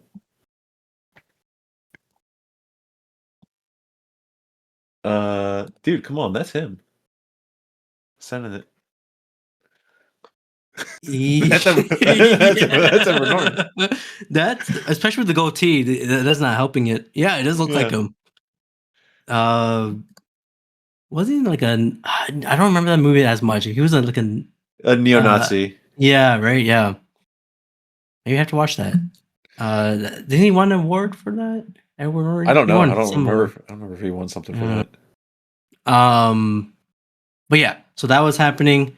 Everyone's is under the drug, to seeing things. Oh yeah, you'll see Flask about to kill some kids, but then Gordon hit him with a pan or something, or with a bat. A gun. I think he hit him with the gun. Okay. He made the noise ding. Okay, then Batman battles Ra's al Ghul in the train. They fought really briefly-ish. Batman was messing up the control station. Blah blah blah. Then he escapes as Gordon topples the elevated line using the Batmobile's missiles, leading Ra's al Ghul to crash with the train to the ground. Thoughts on the fight scene here? Ra's al Ghul was like, "You finally learned when to kill," pretty much. And then, as you mentioned, yeah, I don't have to kill you. No, I'm not gonna kill you, but I don't have to save you. And he flies back while Ra's al Ghul closes his eyes as he dies. That's probably the most directly controversial part of this movie, right? Yeah. Because, as mentioned before, where do we draw the line between killing and just willingly let die? Mm-hmm. I think there's a lot of interpretations of Batman that wouldn't even let Ra's al Ghul do that when he knew he could not reincarnate, but like revive, you know? Right. I don't know. It ends the movie, so that's good. I'm trying to think. I don't know. It is a bit. If anybody was to say that's really stupid because he says I'm not gonna kill you, I'm just gonna kill you. Yeah, I get it. You're justified in thinking that. Sure. Well, but hey, Rachel was a bad guy, so what are you gonna do? He was. The way I was thinking as a kid is like, okay, that makes sense. But now thinking, I'm like, yeah, he's not. Again, like I said before, it's like third-degree murder. We're gonna go with. I don't even think that's correct. We're gonna go with the logic of the movie and say Batman did not kill him. Sure. He just died in a train crash that he caused. That's not Batman's fault. He shouldn't have been on the train. Exactly, and he's trying to put some toxins into the water supply, so that's not good. But Batman had other stuff to do. There we go. Following the battle, Batman becomes a public hero, while Bruce Wayne is a disgraced billionaire in a newspaper. Bruce gains control of Wayne Enterprises and installs Fox as CEO, firing Earl. Firefox. Firefox. He installs Firefox. He installs Firefox, and now he has a virus. And then he told Earl, "My name is Earl. Did you get the memo?" Great. Yeah, that great. Okay, it comes back around. However, he's unable to hold on to Rachel, who they cannot come back for their love. For Bruce Wayne to have a dual life as Batman. Gordon is newly promoted to lieutenant. Okay, now we're getting to the ending here. Gordon is now a lieutenant. Unreveals a bat signal for Batman. Pretty cool. And mentions a new criminal that, like Batman, has a taste for theatrical, leaving a Joker playing card at the crime scenes. Batman promises to investigate, and Gordon mentions that he forgot to thank Batman for his efforts. Batman replies by saying that he will never have to. You never have to. And he takes off into the night. When I saw this in the Dollar Theater, when he reveals the Joker card, I was like, oh, what does that mean? Again, I was 10 years old. Abrar. Until my brother is like, is the Joker. I'm like, oh, Joker. Because I don't think. That's your what's 9 plus 10 moment. Yes. Your brother said, boy, you stupid. But I mean, was Joker popular back in the mid 2000s? You shut the fuck up. Oh, it is for me. I mean, again, this is a 10-year-old bro right now. I'm like, Joker. Oh, that you talking about? Like, because I was thinking, oh, the cartoon Joker. Okay. Yeah, I'm sorry. I was 10 years old. I'm sorry. 2005, and kids know two things. Two things. Blue's Clues always leaves 3 clues.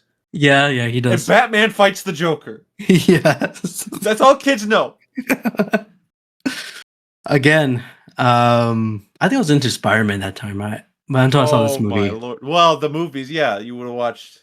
I would have watched Spider-Man or Daredevil. Spider-Man 2. Spider-Man 2 would have come out the year before. That is true. I would have. I think I was like, yeah. Again, this was 10 years old, bro. Now fully grown, bro. I'm like, what a great sneak peek to the sequel of Batman Begins. I was gonna say, imagine watching this in theaters and then getting that, not knowing that there's gonna be a sequel, but then you see the Joker card.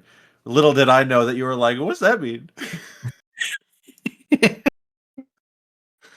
is the Brown Boy Wonder podcast. You're supposed to know.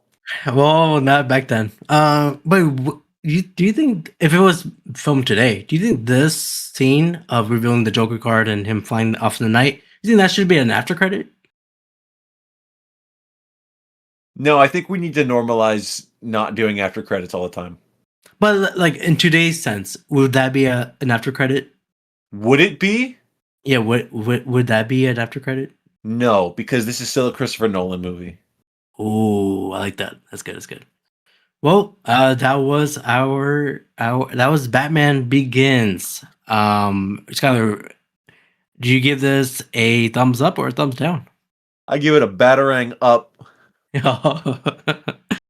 Same here, man. This is one of those movies that kicks off the superhero genre. Oh, no, I can't say that. Because Spider-Man, the first Spider-Man movie came out, that was great. Definitely not the superhero genre. No. I think I would still credit that with X-Men. Sure, yes, that's true. I mean, obviously the conversation steers towards Blade because Blade was first. Yeah. But that, at the end of the day, what is that really? Is that a superhero movie? It's an action vampire movie, is what I would call it.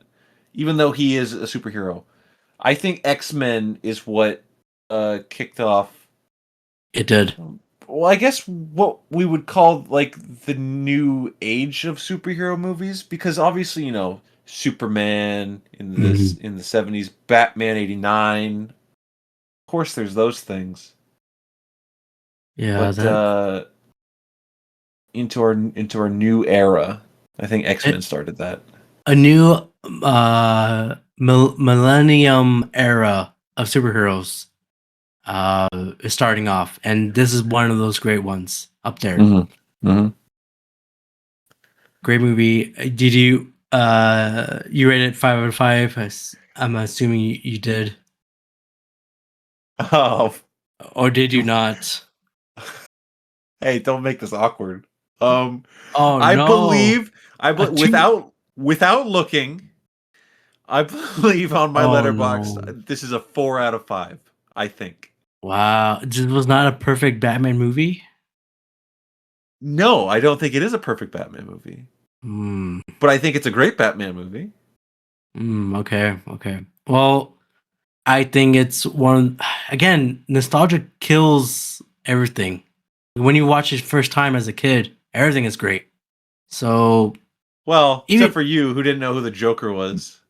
I mean, again, I was like, oh, because my brother had to explain to me after the movie. He was like, oh, that's the Joker. He's coming. You know, like, Joker, like Batman and Joker. You're like, what? Mr. Raz Al Ghul? Yeah, I was the lady who went with the fake Ra's al Ghul. Yeah. The second decoy. Yeah. You give it 4 out of 5. I'll give it 5 out of 5. Great movie. I do have a lot of interesting facts. You want to get into it? Oh, please. Okay, so the first one here, the working title for Batman Begins was called The Imitation Game. Well, that's funny. Yeah, there's a movie called The Imitation Game with Yeah. Benedict Cumberbatch. Yeah, in World War II, right? Yeah, it's all about cracking the German codes. Yeah. And inventing the first computer, kind of. Right. The other one here is David Goyer's draft script for Batman Begins leaked to the internet in early April of 2004. Oh, Jesus Christ. The 2004 internet, what did that even look like? Were people looking up the leaked Batman script on Ask Jeeves? Oh, great callback. I mean, they're also like discussion forums, right? They're back there. Yeah, they're message boards. Message board, yeah. AOL. Now we have Reddits. Not the same. Ugh. Writer and director Sir Christopher Nolan was so fascinated with Cillian Murphy's bright blue eyes that he kept trying to find reasons to have him remove his glasses in the film. That's I'm gonna say this non-derogatorily. That's really gay. I'm saying that as a compliment. Striking blue eyes right there. They made him Oppenheimer. He said, "Get naked, Killian." Yeah, you did. I get. Shouldn't Christopher Nolan direct the last 28 Years Later movie? I think he should. Just not going to answer that. Go on, please. Christian Bale lost his voice 3 times during filming after altering his voice while playing Batman. Man, he was losing his voice and altering, and then the voice he settled on that hurt his voice less was the next one. Yeah, that's crazy. Yeah. So Christian Bale in the mid 2000s was not having a good time with his voice. Sir Gary Oldman, he's a sir. So many sirs. A lot of sirs. I think if you're an old British man, I think you're a sir. No, you have to earn it by being an actor. Is Christian Bale a sir? No, he's not old yet. Well, he's old enough. He's not English, right? Isn't he like Scottish? Well, Scottish people can be sirs. They can. First of all, and no, he is English. So. Oh, okay. Come on, he's not a sir. Hey, King of England. Before you let your illness take you because you refuse to see a doctor. Make Christian Bale a sir. He's earned it. Terminator Salvation. Yes, thank you. Instead of the sword knighting him, you should be the battering. No, you're not allowed to do that. Oh damn. Again, Terminator Salvation, I think is still a great movie that came out in 2009. Yeah, you can keep thinking that. That's all right. Sir Gary Oldman agreed to play Jim Gordon without even reading the script. He was the last actor cast, and he learned his lines on the flight to the first location of filming. That's a professional right there. That is an actor's actor. Look at him go. Without reading the script. Yeah. Well, did he just really like Chris Nolan's work, you think? Or does he just want to be in Batman? He probably saw The Prestige. He's like, I'm in. Not Memento? No, you know what? Prestige is a really I think it's better than Memento. You think so? I think so, especially towards the twist of The Prestige. All right, it's good. Also, he has Hugh Jackman. Come on. All right, you got a point. You're making good points. Christian Memento has Joey Pants. Yeah, but he's not Hugh Jackman. Joey Pants. He was in Wonder Man. Come on. I know. But Hugh Jackman. Huge. Christian Bale's trailer didn't have his name on the door but it said Bruce Wayne instead. Oh, method. Very method. Morgan Freeman admitted that he has read Batman comics since he was 9 years old, but didn't know anything about Lucius Fox. I've read Batman comics, but I don't know who Lucius is because I never watched the animated series. You think he's probably too old? He's doing Seven, the movie. I'm watching them now, along with the Brown Boy Wonder podcast. Oh, Morgan, are you here? I just want to say, I love you, man. I love you too, little brown boy. Oh, help me. I have someone who could have played Alfred. Do you have any guesses? Wow. No. I would think that I would have heard different casting things about this by now, but I don't remember anyone else for Alfred. Michael Jackson? Wow, that's Alfred. He wanted to be Dr. Binks. You know what? That's true. Well, it's Sir Anthony Hopkins was offered the role of Alfred, but he declined. Okay. Too scary. Yeah. He's not. He won't comfort young Bruce. He's probably gonna eat him. Yeah, with fava beans or whatever. Yeah. What about Lucius Fox? Who could have played Lucius Fox? You think? Remember, the year 2005. I'm thinking.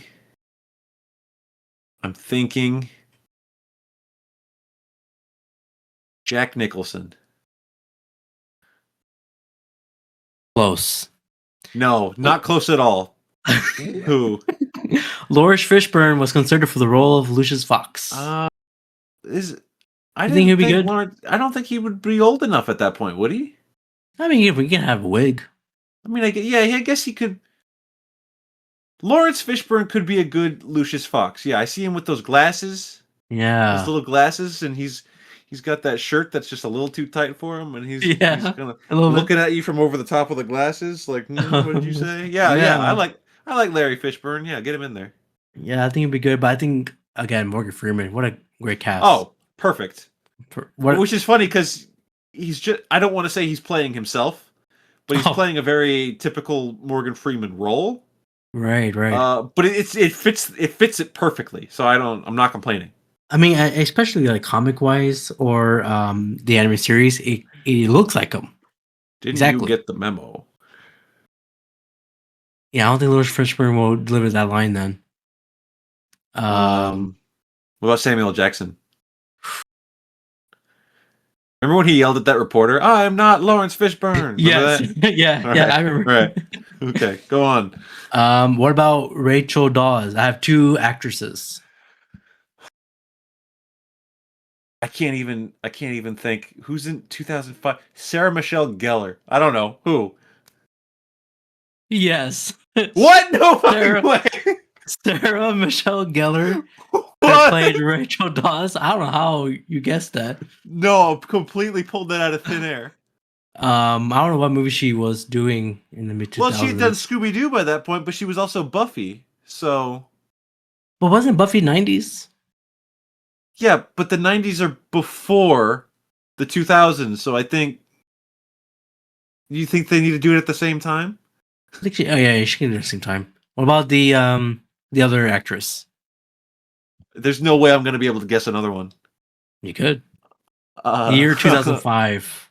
Lucy Liu. Oh. Not from Kill Bill and other movies. No. She had a great. I don't know if it's her debut, but great movie for youngsters. I thought you were going Al Pacino there. She had a great. She has a great Dawes. It is off of Mean Girls, Rachel McAdams. Oh, from Red Eye. Red Eye, the same. Well, bring it all back. Yeah. So I think she would have been okay, I guess, for Rachel McDowell. Yeah, Rachel McAdams is great. Having just seen her in Send Help. Yes, great. She's great, especially with the tuna. What about? I have three guys for James Gordon. James. Oh my god. This is so difficult. The trick here is picturing someone in this era, in this movie, that's not Gary Oldman. Right. And I can't. You have to imagine that somebody else was almost like signed for the role, considering that Gary was the last one on and he learned all the lines last minute. You're just gonna have to tell me. I don't know. Well, it is the son of, I forgot the son's name. Well, forget it. Kurt Russell. Oh, okay. Chris Cooper. Chris Cooper. Okay. Yeah. I mean, Chris Cooper, I don't see him as James Gordon. He doesn't look wholesome enough. No, he looks too intimidating with the beanie eyes he has. And the crazy Dennis Quaid. Okay. Dennis Quaid would play a cop in a different superhero movie later. Yeah. But no, I think Gary Oldman is the perfect cast for James Gordon. None of those are as good as Gary. Sir Gary. I mean, James Gordon is supposed to be, more tall and like a little buff. I'm trying to think of the animated series or probably in the comics. But I think this version of James Gordon is still great. Mm-hmm. My last interesting fact is the average length of a shot is... Am I supposed to guess? Sure, if you want to. I don't want to. You just left me in suspense. Go ahead. 1.9 seconds. 1.9 seconds. Average length of a shot. Well, there's some quick editing in there, so I guess that would help average. Yeah. But yeah, that was all the interesting facts there. That was it for Batman Begins here. The next time we will be talking about Batman, we'll be right back into Batman Beyond, into season 2. I noticed that this is off topic. I noticed that I haven't done any Disney DComs rewatch recently. I probably won't make it for February, but hopefully by March, we'll get it started from there because I don't think I have time. We only have like 2 weeks left in this month. Month of February. Until then, Skyler, where can they find you? You can find me on Blue Sky at Skyler8bit or on my own podcast on Spotify and YouTube called Ready Set Replay, and you can follow that on Twitter at rsr_pod. And I just want to thank everybody. If you've listened this far, I can only imagine when Abrar uploads episodes and people see that it's somewhere between 2 hours to 2.5 hours long, that you're like, it was just Abrar and Skyler again, because no one was there to rein them in. Because this feels like we've been here forever. Yes. I feel like we're part of the entire length of the movie. I think the movie was like 2 hours and 5 minutes. It could have been a watch-along! It could have been a watch-along. But then we won't be talking about the details and what and Sarah Michelle Gellar. Michelle Gellar, who's also back in acting. I forgot that it looks like she came back. She's in Ready or Not, too. Oh yes, that's what. Yes. And then she was in the I know what you did last summer, the newest one. Oh, sorry, spoiler alert. She's not supposed to be. She's dead. Anyways. Yeah. Wait. What? Wait. No. Hang on. Is she in that? She's supposed to be dead. Until then, guys. We'll see you guys later. Batman Beyond season 2.